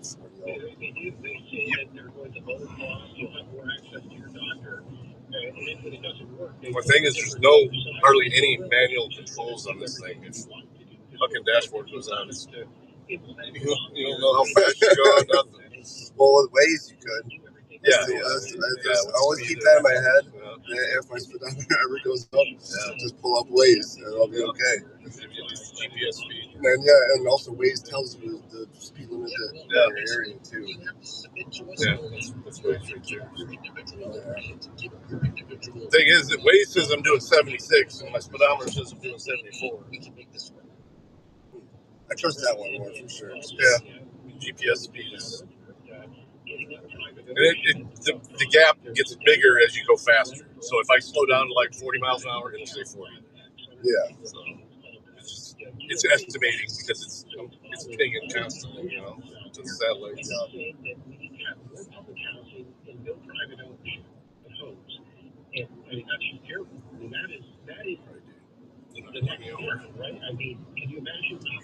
Yeah, so things are going pretty good at Mackey. Good here. And still doing the school stuff? Yeah, I'm at the ass end of my GED right now. Okay. Just got one more test to take. And it's fucking science. And what I've heard from everybody else, math is the hardest one, and that's the first one I did. Yeah. So I think you'll be okay with science. Yeah. You have a technical brain too? Yeah. College students. And I'm dying for somebody to explain. So Darlesia, Chevalier, Claire Valdez, and others are all saying. The only science class I ever took that I felt overwhelmed was AP Physics. And I was like, how the fuck did I take this class? It ended up being more math than anything. It was like trigonometry and calculus put together. Our nation during the Biden years that we were not prepared to absorb. That's all the other AP classes I took. The immigration system would say, can we absorb these people? Can they care? Can they be self-sufficient?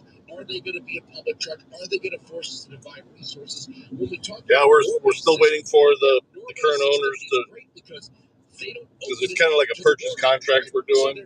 Because it's taking so long for us to get our financing together.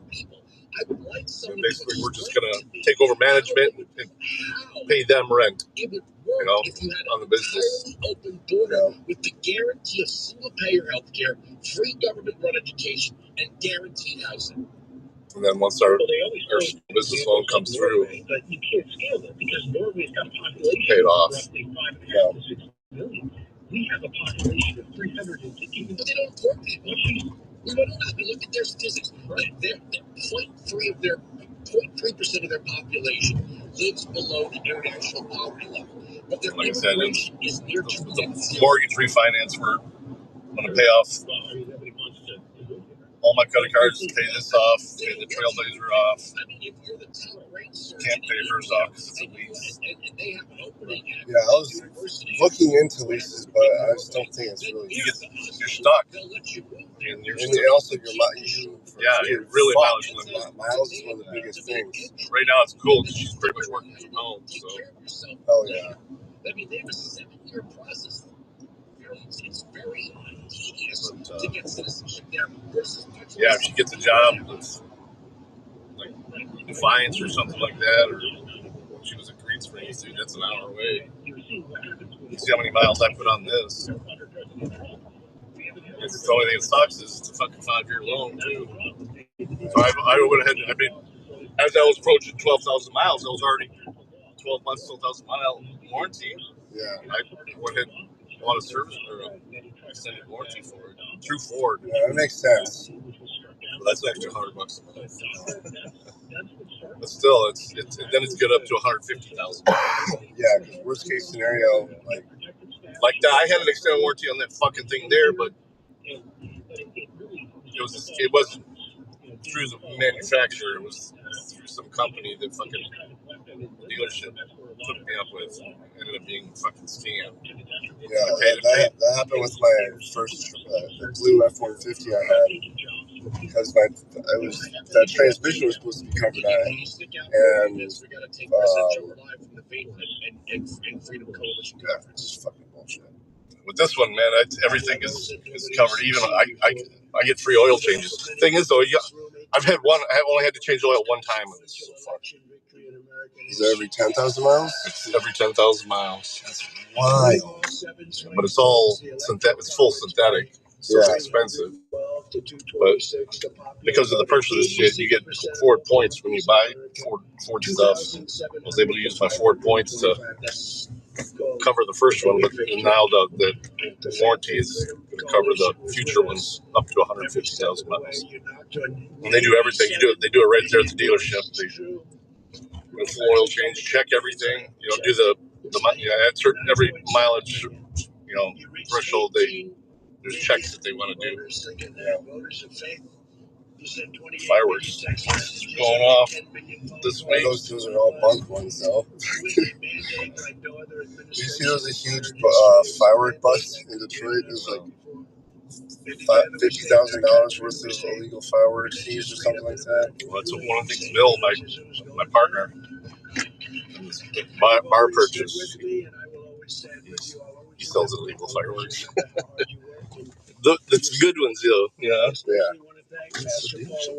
Oh, so wherever you may be. Thank you, Paula. Great person. Director of the White House Faith Office, Jenny Korn. Terrific. Jenny, thank you very much. Some of these I think his voice is so silly, dude. Bishop Kevin. Oh, Trump? Thank you, Kevin. Good job. Nice looking man. He's wearing double lines. That's a good sign. Pastor Sam Rodriguez, who's been with me from the beginning. I'm going to leave it on. I just got to turn off the... This place is crowded. Because after 30 minutes, it'll just shut off. If I turn that off. It only kicks on, it's off. It only kicks on when the battery starts to get low. A little more pleasant. A little more pleasant experience. I remember this right. Who has been just incredible. Dr. L.V.A. King. Doctor. Thank you, Don. She's been with me also from the beginning. So many from the beginning. Again, I'm Robert. You can tell so much. The ones from the beginning, they tend to be the ones.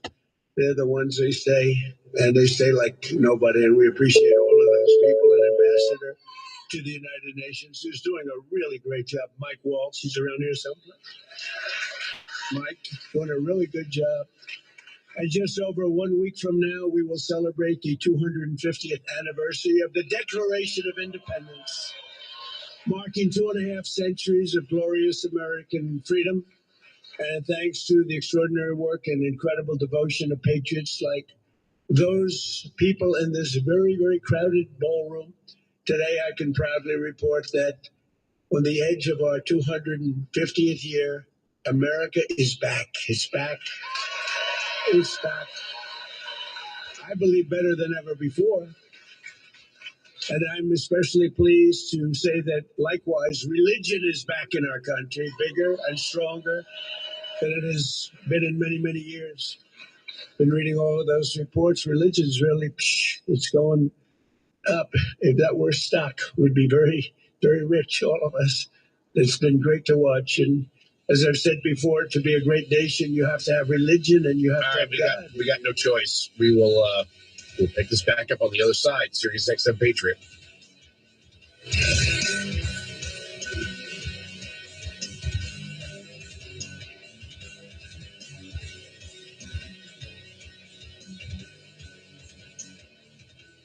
You can argue opinions all day long, but you can't argue results. Greetings, naturopathic Dr. Dennis Black, your founder of Rough Greens. And for years, the big pet food companies have told you that their kibble has everything your dog needs. But here's the truth. That bag of food is cooked at such high temperatures, it's dead food. And when you feed dead food day in and day out, the fallout is itchy skin, achy joints, no energy, and endless trips to the vet. But when you add Rough Greens, you get the live vitamins, probiotics, enzymes, omega oils, and antioxidants that your dog needs. It's not marketing hype. That's real results. Senior dogs are running around like puppies. Skin problems, finally finding relief. And even the pickiest eaters are licking their bowl clean. That's proof the industry can't deny. I don't want you to take my word for it. I want you to see it for yourself. I'll send you a free Jumpstart trial bag. You just cover the shipping. Go to roughgreens.com. Use discount code PROOF. That's RUFF Greens. Discount code PROOF. 250 years of independence did not happen by accident. It took builders, risk takers, and people willing to do hard things the right way. That's how I built my companies. Sometimes painfully, sometimes imperfectly. Mike Keppel here, Patriot Software's founder. Our accounting and payroll is built for American entrepreneurs who plan to last. Celebrate 250 years of freedom and visit patriotsoftware.com to claim our Independence Day offer. She was the sister who went unnoticed. A daffodil might look plain next to a lily, but on its own there is much to be admired. Now, her greatest chapter is yet to come. The most important thing is to be yourself. From the world of Jane Austen's Pride and Prejudice comes a new BritBox original drama, Mary, You Will Flourish, based on the best-selling novel, The Other Bennett Sister, now streaming only on BritBox. Watch with a free trial at BritBox.com. Freedom never gets old. Celebrating America 250. Sirius XM Patriot 125.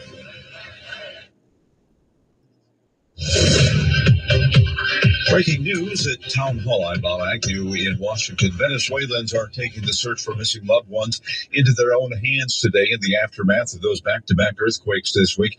Many people complaining today they've not seen state rescue teams, despite authorities there projecting an image of a robust government response. Those 7.2 and 7.5 magnitude quakes said to be the worst the country has seen in more than 100 years. Secretary of State Marco Rubio says the State Department and Pentagon are teaming up to provide U.S. aid. We've already stood up our disaster response teams at the Department of State and our humanitarian efforts.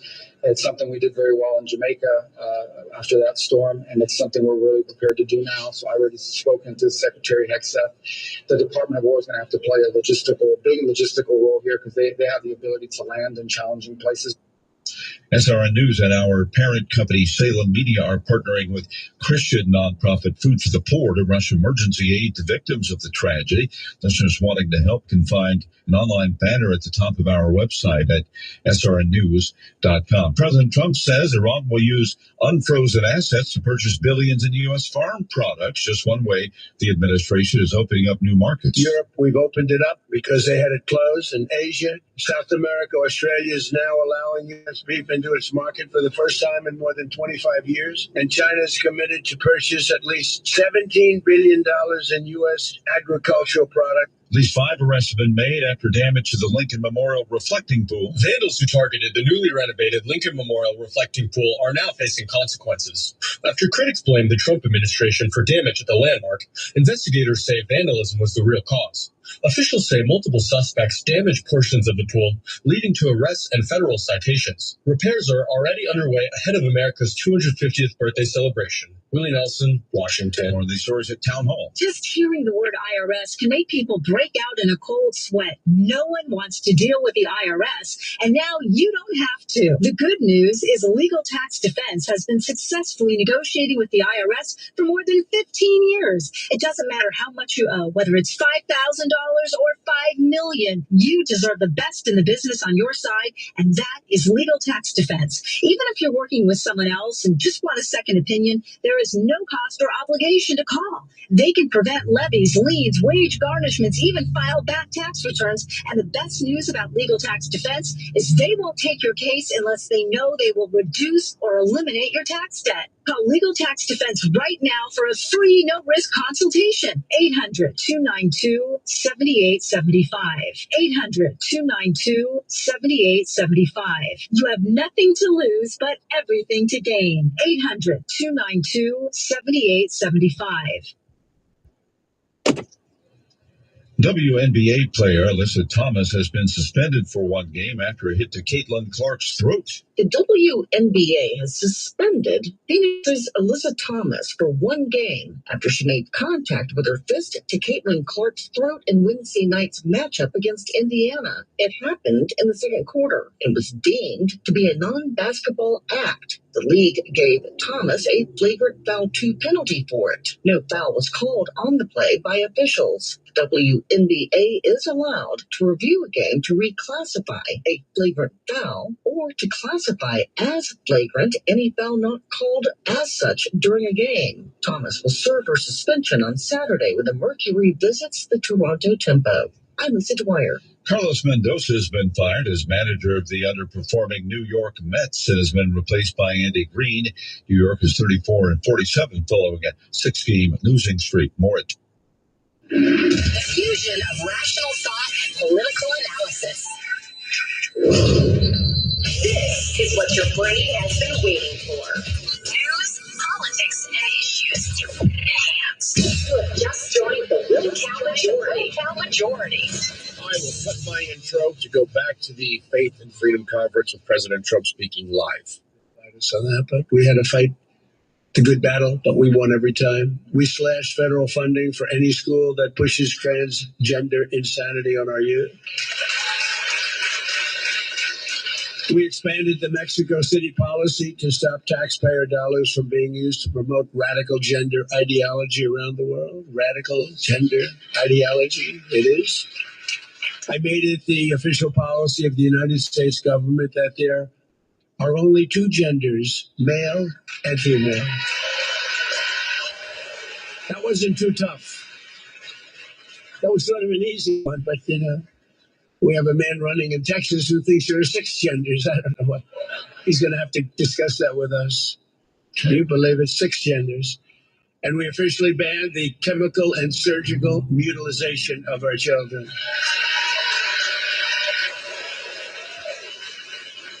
And now we have to pass the Save America Act to protect our sacred American elections. That's the pass.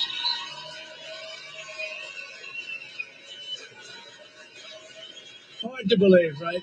Hard to believe. That we even have to fight for this. We have to fight for everything. Nothing comes easy. Nothing.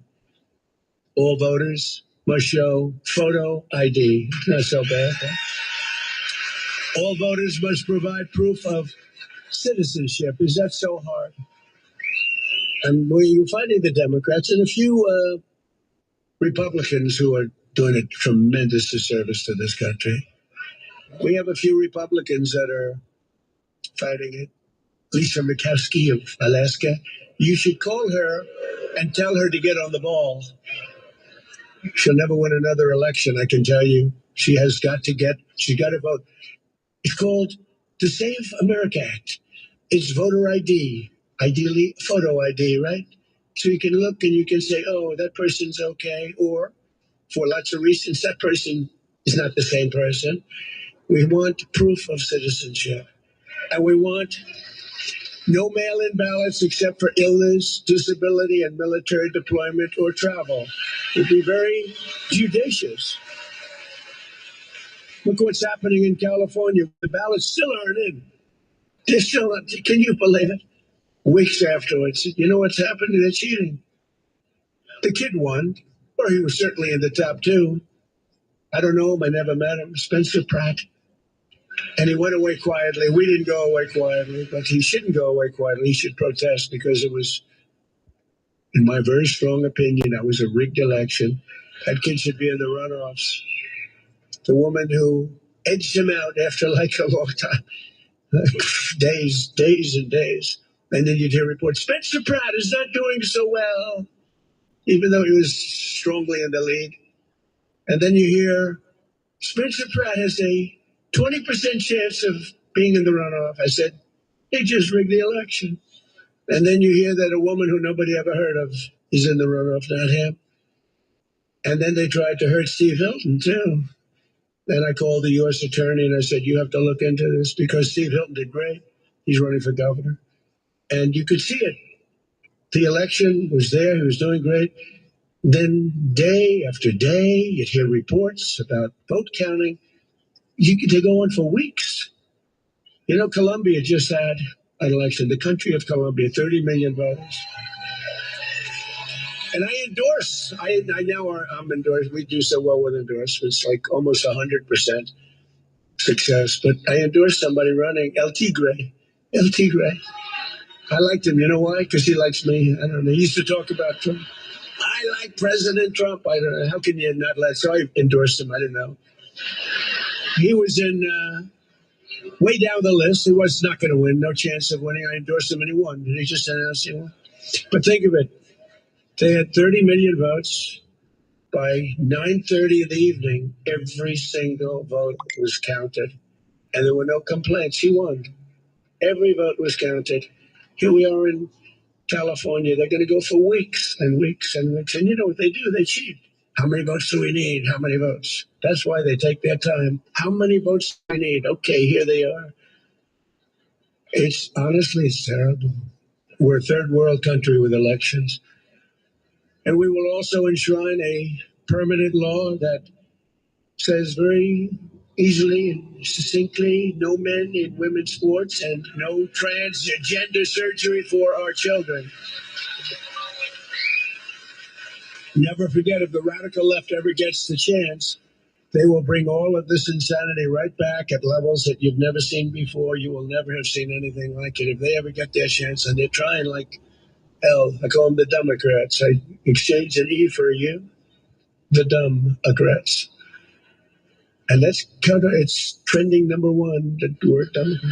I just can't believe I didn't think of it 9 years ago. I said, the Democrats, they are horrible. They want to resume the transgender mutilization of our children. They want to restart the war on Christians and churches. And as you saw with the communists elected in New York City recently, the communists are not social democrats. They want to completely destroy the traditional American way of life. Communism is very easy to sell. It destroys everything, but it's very easy. I'll be honest, I think I'd be the greatest communist in history. I'd give free rent. Ladies and gentlemen, from now on, you don't have to pay any rent. From now on, anybody wants a house, don't worry about it. Just pick the house you want. Everybody gets free food. Everything is free from this point forward. Everyone's going to vote for me. The problem is, after 2 or 3 years, the country is a disaster area. the country fails. They always do.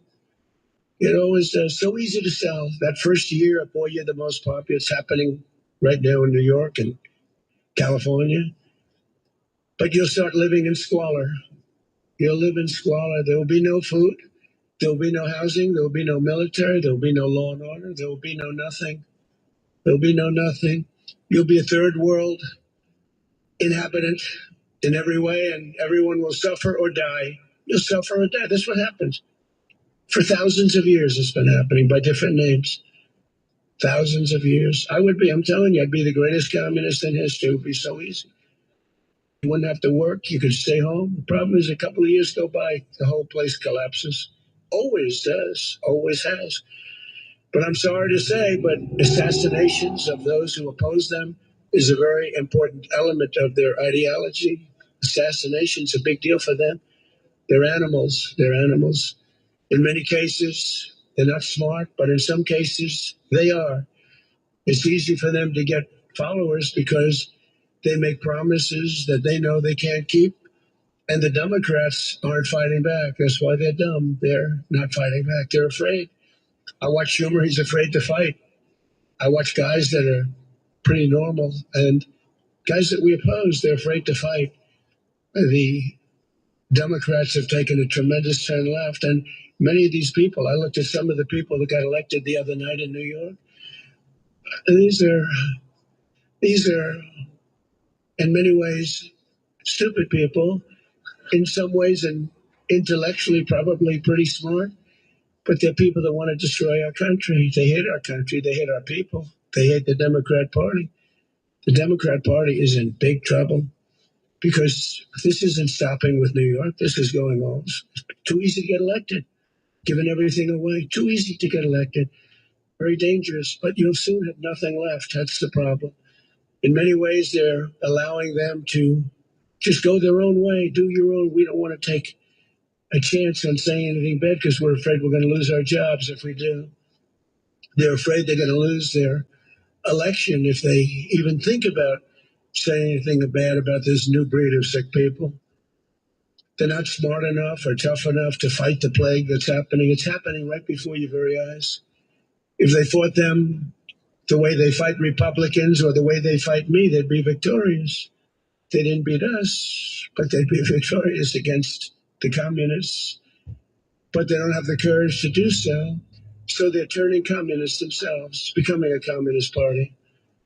These are not social democrats. These are hardcore, godless communists. They're godless communists. All communists are godless. They don't believe in God. This is the most serious threat to our country since its existence, in my opinion, 250 years. This is a major threat to our country. It isn't something that's easily solved, but with a little love and help, some hard work, because it's ironic we're celebrating a very important birthday, our most important birthday so far, 250 years. And instead of speaking about Christ, and instead of speaking about freedom and victories of all different kinds, we're speaking about yet another threat to the foundations of America. These ruthless communists will attack all religions, but in particular Christianity. They always do. They're after Christianity more than any other religion. It seems to be more and more throughout the world, maybe because we're doing so well. I don't know. Maybe we weren't doing well. But you see the numbers, how they're growing, how the churches are filling up.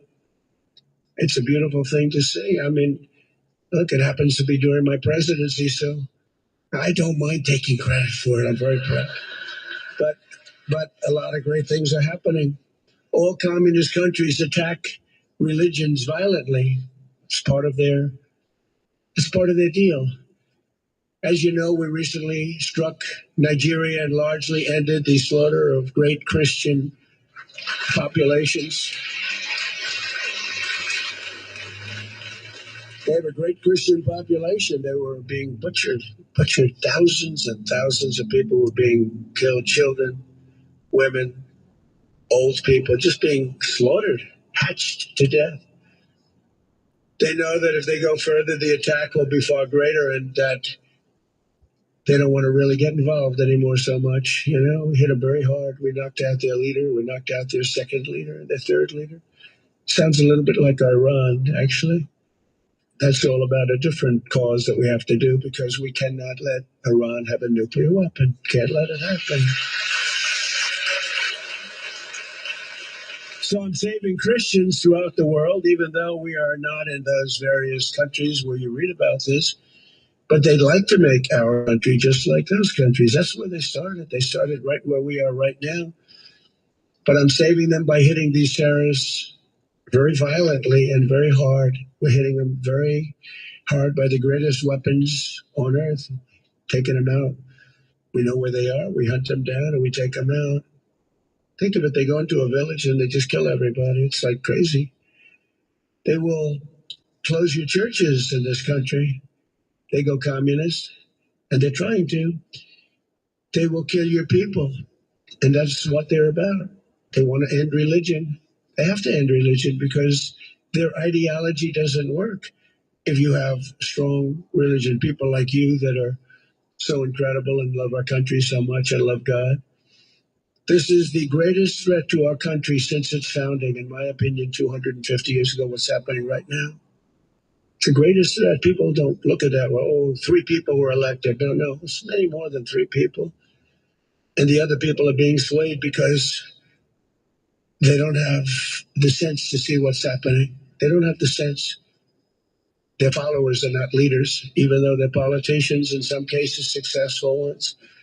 For the first time in history, the powerful Rent Stabilization Board is an example that sets rents in New York City. Just happened today. They've done it for years and years, and they've been very far left. They're run by Democrats, and they give landlords a hard time for years and years. It's called rent control. They give landlords a hard time, but they always give some increases so they can survive.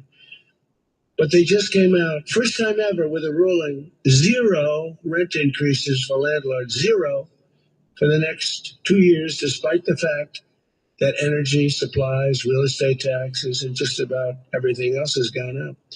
They're supposed to allow you to have that 0. They're giving them, no, they're basically confiscating their property. And the one representative for the landlords who's on the board, I think they have 8 or 9 people on the board, and you had one who was representing one out of like 8. But at least you had somebody. But that person walked off in disgust, walked off and got booed. Mayor Mamdani, who came to the White House and seems like a nice guy, but he said he was going to do this in his campaign. Nobody thought he was serious. He said he was going to make sure that people don't have a rent increase, even though energy went up. It's going to come down. It's coming down fast right now. I hope you're watching what's happening. We had a low number just now, $69 a barrel. That was, some people said it was going to be $350 by now. 69, it's going to be 300, 350. Never hit those numbers at all, even in the height of it all. But what the mayor doesn't say is that these buildings will soon turn into ghettos and slums, and that everybody will continue leaving New York.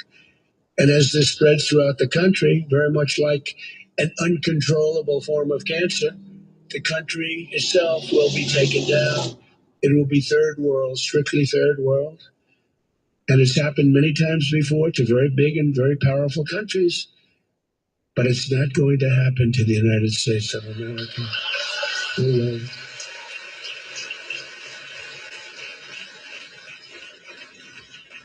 Because communism really is the past and freedom is the future. That's what we are. All we want is freedom. Freedom is going to be, freedom gets you everything. Everyone needs to get out and vote in the midterms. We have to win this election. This election is very vital. If we don't, everything that we've gotten so much. I mean, religious liberty, but we've gotten so much. Our military is the strongest in the world. I built it during my first term, strongest in the world. And people respect us again. They respect us maybe like never before. We were laughed at a year and a half ago. We were laughed at. And now we're the most respected nation anywhere in the world. And in our 250th year, we will make our nation stronger and safer, better, and more prosperous and more faithful, very important, more faithful than ever before. Today, we have the largest economy on earth. We're expanding at a degree and to a degree that nobody thought possible. They never thought what we're doing for the last year and a half. It's only a year and a half. What we're doing for the last year and a half, nobody thought was possible. We have the strongest military on earth. We have the most powerful technology on earth. We're winning on AI. We're winning with automobile manufacturing. Do you see how many plants are coming back into the United States? Tariffs. If they don't come in, they have to pay massive tariffs. Make your car outside, but you have to pay massive tariffs to come in. If you build your car in the United States using U.S. workers, our great American workers, you don't have any tariffs to pay. So they're all pouring in. It should have been done years ago by other presidents. We have the greatest culture on earth, and above all, we have the greatest people on earth. We do. We have the greatest people. And think of it. I was with the king of Saudi Arabia, and he said, I hate to do this. We had to blow up our guest in the last hour. I have another guest. I got Tim Rice from the Daily Wire's Washington Bureau on hold. I got to take the break. We're right, they're wrong. That's the end of the story. The arguments on this radio program cannot be broken. Sirius XM Patriot. Dive into summer with sun-soaked specials on the Sirius XM app. From breezy yacht rock mixes to poolside party starters and decade-spanning summer pop countdowns. Find your soundtrack for grilling, chilling, and more. Just search Summer on the Sirius XM app. Wesley Financial Group is not a law firm. Ask yourself this question. Is it really worth holding on to that timeshare that you know you need to get rid of? Here's the truth. The average maintenance fee just went up over 17%.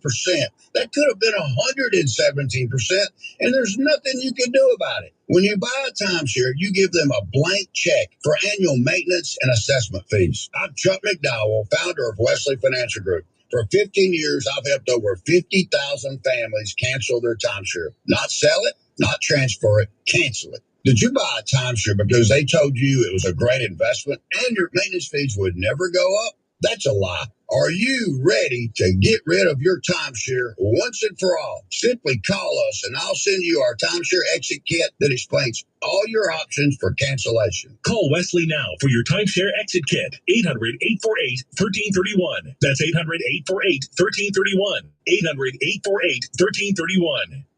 If one of your goals is to live healthier, here's an easy place to start. Your water. It's surprising how many impurities can end up in tap water. Lead, microplastics, PFAS, even pesticides. Many of them you can't taste or smell, but they're still there. And no one wants that in their daily routine. What you do want is cleaner, great-tasting water you can trust. And that's exactly what Aquasana delivers. Aquasana water filters reduce harmful contaminants while leaving you with fresh, odor-free, delicious water. You'll notice the difference right away in every sip, every meal, even every shower. From whole house systems to under sink units, Aquasana offers high-performance filtration that's low maintenance and eco-friendly. Join the thousands of families who trust Aquasana and start the year drinking with confidence. So make the switch. It supports your healthy living goals. Visit Aquasana.com and use promo code SXM to get up to 50% off select systems. That's AQUASANA.com. Promo code SXM. Because healthy living starts with healthy water. If you own a business, you've heard it all. From fast funding to easy approvals, everyone says the same thing. LendSeek is different. We show you what you actually qualify for. LendSeek's AI-enabled platform matches you with funding options with no guesswork. Up to $5 million in as fast as 24 hours. If you've been in business over a year, doing at least $50,000 per month, apply for free with zero out-of-pocket costs and access to over 100 lenders. Start ready, stay ready. LendSeek.com. LendSeek.com. Mike Slater. The great poet T.S. Eliot. He said the world is trying the experiment of attempting to form a civilized but non-Christian mentality. The experiment will fail. We must be very patient in awaiting its collapse. Meanwhile, redeeming the time so that the faith may be preserved alive through the dark ages before us, to renew and rebuild civilization and save the world from suicide. I share that because we need to keep fighting. They will fail. We will win. Breitbart News Daily with Mike Slater. Weekdays from 6 a.m. to 9 a.m. Eastern on Sirius XM Patriot. Freedom never gets old. Will call majority. Buy American. Bye-bye, America.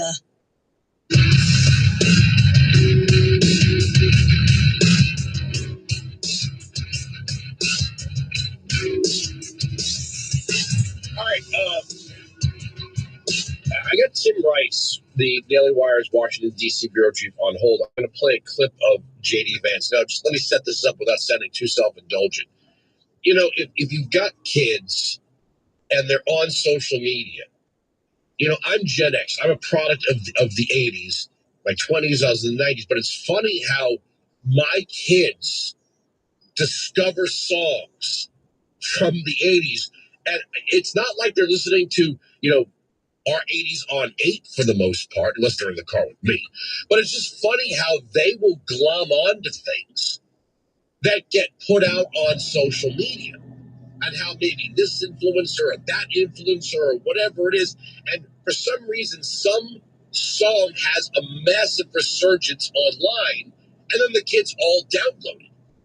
Well, would you think that Gen Z is falling in love with Richard Nixon?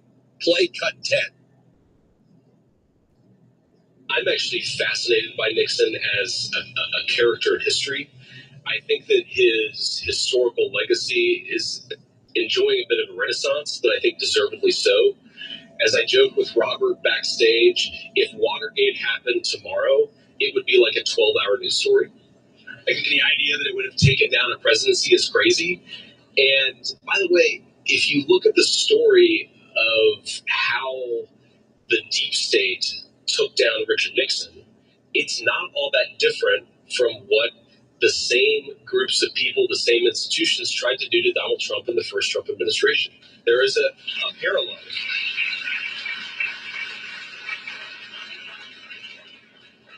I also just, at a personal level, you know, okay, young senator, vice president, writes some best-selling books, is hated by the media. It kind of sounds like J.D. Vance. So I'm a little, you know, I've always liked Richard Nixon.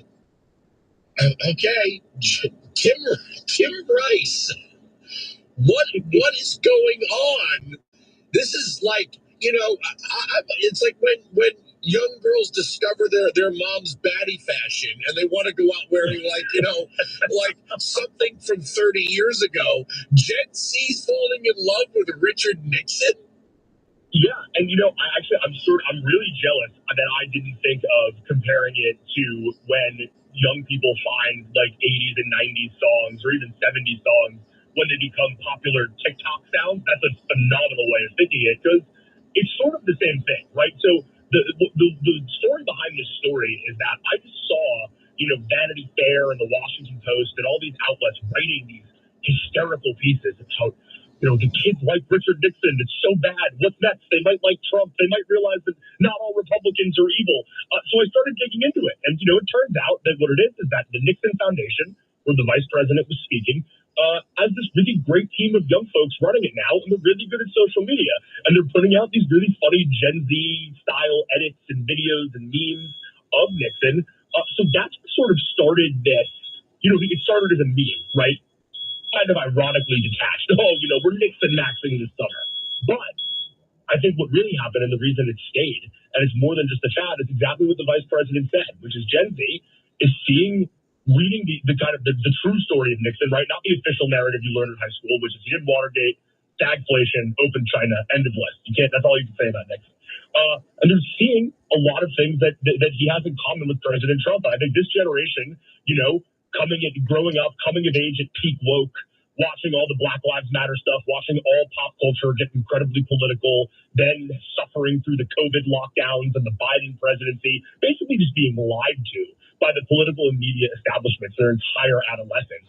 I think Gen Z is very primed to identify with figures like Nixon, with figures like Trump, and are really interested in questioning the official narratives about things like this. You know, it's funny that the Nixon legacy was, I mean, we were all raised on it, right? And the word gate got attached to every single controversy. And I remember even early on in my talk radio career, I'm like, can we stop this? Because we're going to end up. And I remember when Robert Gates put out his book condemning Joe, and he condemned Joe Biden. Here we are. We're at Gatesgate. Sooner or later, we're going to be at Gate. And there we were. And every single but that's how they kept the Nixon thing alive. Every scandal got named something Gate. And there was always, and there would be a reference to Richard Nixon and this absolutely terrible thing. And no matter, you know what I've actually said to liberals, he started the EPA, right? I mean, Nixon went down in history as just as Hillary would say, irredeemable bad guy. Yeah, it's exactly, and it's so interesting, and really, look, I was thinking about it when I wrote the piece, right? At this point in time, most people alive, at least half of the country right now, did not live through the Nixon years, right? So we all learned about it. Most people haven't even, maybe you and I learned about it in high school from teachers who lived through it, but your kids, my kids in Gen Z, they're learning about Nixon from people who learned about Nixon in high school, right? So we're so far removed from what actually happened. So it's partially just kind of this, the education system is on autopilot, but you put it great, the gate suffix, right? And who is interested in keeping this going? Well, Democrats, certainly, because they love the idea of having a Republican crooked president that they can point to compare all other presidents to, but also the media, right? And that's, I think, something that people don't appreciate is that the modern media was born out of Watergate, right? Before Woodward and Bernstein, investigative journalism meant exposing, people a food production factory that's cutting corners, or child labor in factories somewhere. After that, it became open season on politicians, and of course, it became open season on Republican politicians because all of the journalists were Democrats and had Democrat friends and liberal sympathies. So to question the Watergate narrative, to unravel the Watergate narrative, is to open the door, the floodgates, on rethinking everything that the media has fed us for the past 50 years, right? And that's, again, I think why Gen Z is so glomming onto it, because they realize, well, hold on, maybe the people who we've been trusting or been told to trust to tell us right from wrong, good from bad, true from false, maybe they've been lying this entire time. And I do just want to say, I think another huge part of this is just that they're realizing that Nixon was an incredible man, right? Inspiring story, brilliant thinker, a man who stayed active in public life well after his resignation. That's the thing, right? On Twitter, the Nixon Foundation posts these memes, but on YouTube, where they have 3 million subscribers, half of whom are under the age of 30, they're just posting his speeches. There's no gimmick there. It's just the young people are sitting down to watch his speeches warning against communism in the 50s, his speeches about China and Vietnam in the 70s, his speeches about Russia and NAFTA in the 90s. I mean, this guy, until he died, was opining on American politics and global affairs. And so it's not just that Nixon is this avatar of, questioning the narrative. It's also that now that they've realized, he wasn't just the guy I was taught about in school, there's this wealth of information and analysis and knowledge about American history and politics and global affairs that I think they just can't get enough of. Well, let me see if I can add this. First of all, I'm going to give you one of the coolest factoids about Richard Nixon that most people don't know. You ready for this? Yeah. His house in Miami, Florida, was the house they used for Frank Lopez in Scarface. That's Richard Nixon's house. When Elvira, Michelle Pfeiffer, comes down the elevator, when all that, that's Richard Nixon's house. They use Richard Nixon's house as the backdrop for Scarface. Most people don't know that, but it's absolutely true. But here's the thing. Tell me if I'm right about this. Watergate made Nixon a one-dimensional character in the same way the assassination of Kennedy made him a one-dimensional character, that he was the young Camelot president struck down at his time, and then the likes of Time Magazine and others before Woodward and Bernstein filled the myth of JFK with everything of perfection. He was a civil rights guy. There never would have been a war in Vietnam, even though we've all seen the outtake of him with Walter Cronkite, where he says, he lays out the domino theory. Nixon wasn't prepared to cede Southeast Asia to the communists, and he had to be dragged into the civil rights issue. So he became this one-dimensional character of perfection, and Nixon became this one-dimensional figure of corruption. It's absolutely right, and the Kennedy thing I think is important because they're so often they're paired together, right? Partially just because they were the kind of leading dramatic figures of that age, right? I think Tom Brokaw in his book on the baby boomers says that the '60s really started with the assassination of Kennedy and ended with Watergate, right? So this is the way people think about that era, right? It's sort of tail ends or bookends. But it's also because of that debate, right? It's because of the Kennedy-Nixon debate, including, the one famously where Kennedy won and Nixon lost, and there's the myth that people who listened on the radio, the makeup thought that Nixon won, and on TV Kennedy won, and that's actually not true, right? It's just Nixon just had a bad night. Every politician has bad debates, but it's part of this, right? It's like it's told that way because it's supposed to show Richard Nixon would have worked if it was radio, but it was the TV era, and it was Kennedy, and he was handsome, and so you're absolutely right. They sort of fill in. It's even, I was thinking about that movie Frost Nixon, right? The dramatization of his David Frost interviews, right? You watch that movie, and I mean, first of all, obviously they portray him as some, lunatic, paranoid, all the things that the media portrays Nixon as. But the way that movie is framed, they make it seem like Richard Nixon got on Marine One on the White House lawn, did the victory sign, flew off, and then didn't resurface for 20 years until he decided to talk to David Frost. That is incredibly not true. As I said, Richard Nixon literally never left public life. He was always out there. He was commenting. He was going to panels and hosting events. And more importantly, and this has been documented even before this current thing, and the various people have written about this, other presidents, every subsequent president relied on him as an advisor. Every president up to and including Bill Clinton called Richard Nixon to ask for his counsel, to ask for his advice, because they knew and they trusted him. So again, yes, we've reduced him to this. It's just Watergate, and then he disappeared, and then he dies, right? But he literally never left. He just left office.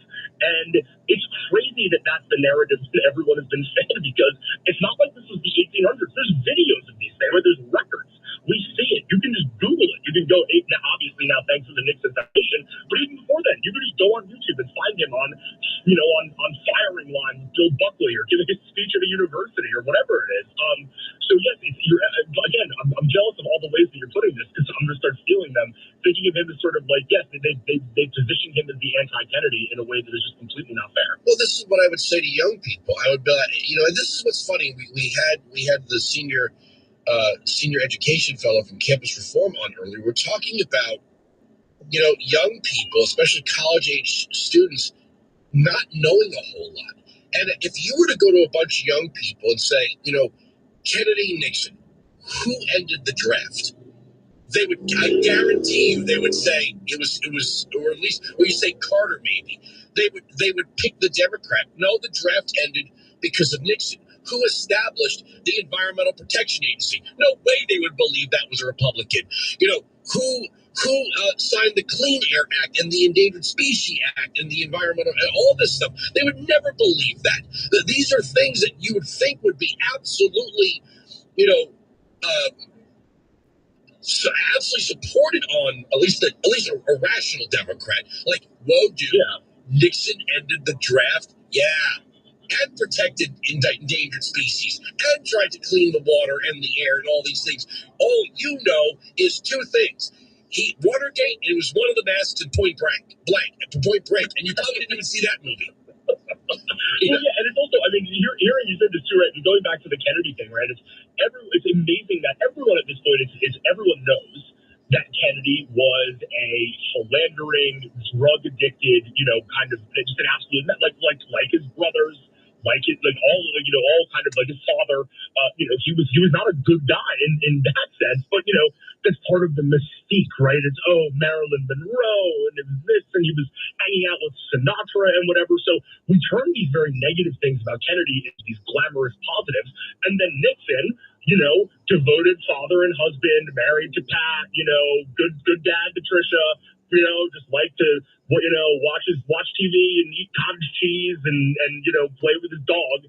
We've turned this literally the description of the all-American man. That's a bad thing, right? That shows how Nixon is stodgy and boring and too conservative and et cetera, et cetera. It's like, oh right, God forbid we have an American president who just like loves his family and lives by the values that he preaches. I mean, he's a Quaker, for God's sake. If he was really as villainous as everyone purports that he was, he would be the world's first Quaker supervillain. Do you think, I think Gen Z, we're all members of a generation, okay?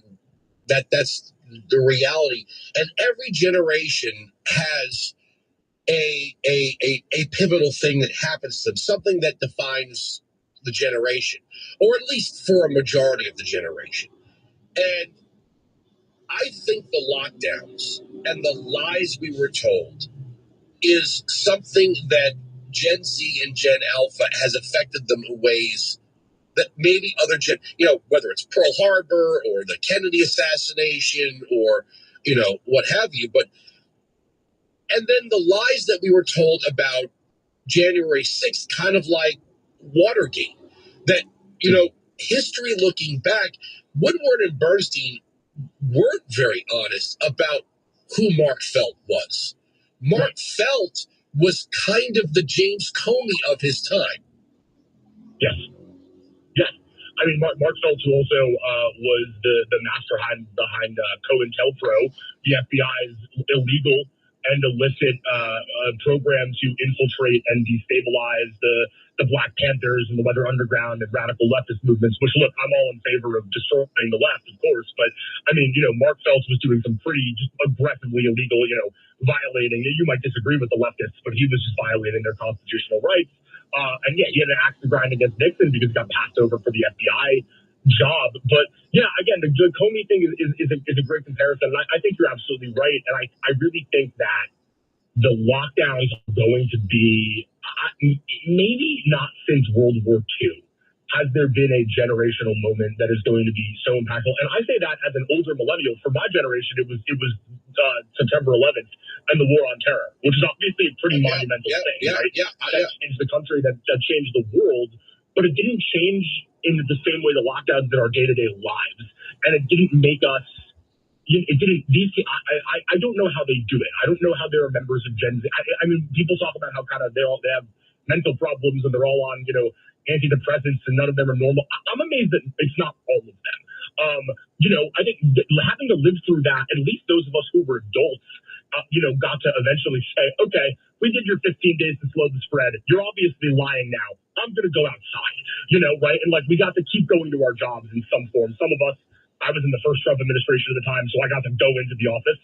At least other people got to work. I can't imagine the powerlessness that you must have felt as a 15, 16, 17-year-old to just have to be subjected to that for as long as your teachers and your parents wanted you to, only then to see in the coming years, that everything about it was a lie and it was political and it was all basically because Anthony Fauci thought that he was the human embodiment of science. I mean, to go through that in such rapid succession, in addition to everything else that happened those years, George Floyd, January 6th, Joe Biden, and then again, see all the lies that you're fed about that. I would be full of rage. I'll tell you, I wouldn't be looking at Richard Nixon memes. I would just be simmering. But I get it. I get the curiosity. Tim Rice, the Daily Wire, Washington, D.C. bureau chief, is joining us. Think about this for a second. In World War II, Korea, Vietnam, we asked young people to essentially give up their late stage teenage years. Okay. And in World War II, which has obviously been more romanticized by Hollywood, that generation saved the world from Nazism. What did we ask the young people to give up the rites of passage for COVID? Right? We said you couldn't have a Sweet 16, you couldn't have a 21st birthday, you couldn't have a high school graduation, you couldn't have a college graduation, you couldn't do spring break. We said to young people, you're going to sacrifice all of the rituals of being a young person on an absolute lie, on something that didn't save the stay at home, save lives, didn't actually save lives, it didn't save the world. They were absolutely lied to by the likes of Dr. Fauci. And then they were told on January 6th that we were this close, I'm holding up my fingers together, to our democracy falling because Donald Trump organized an insurrection. Well, nobody's been charged with insurrection. Our republic is just fine. It's not the sword and the stone. Taking Nancy Pelosi's lectern was not going to give all of the power of Camelot to the guy in the Viking hat with the suede jacket. Okay, and I think whether it's the Daily Wire, whether it's SiriusXM Patriot, whatever it is, we have been. Back then, you had ABC, NBC, CBS, the Washington Post, New York Times. There was nobody to challenge them. Now this.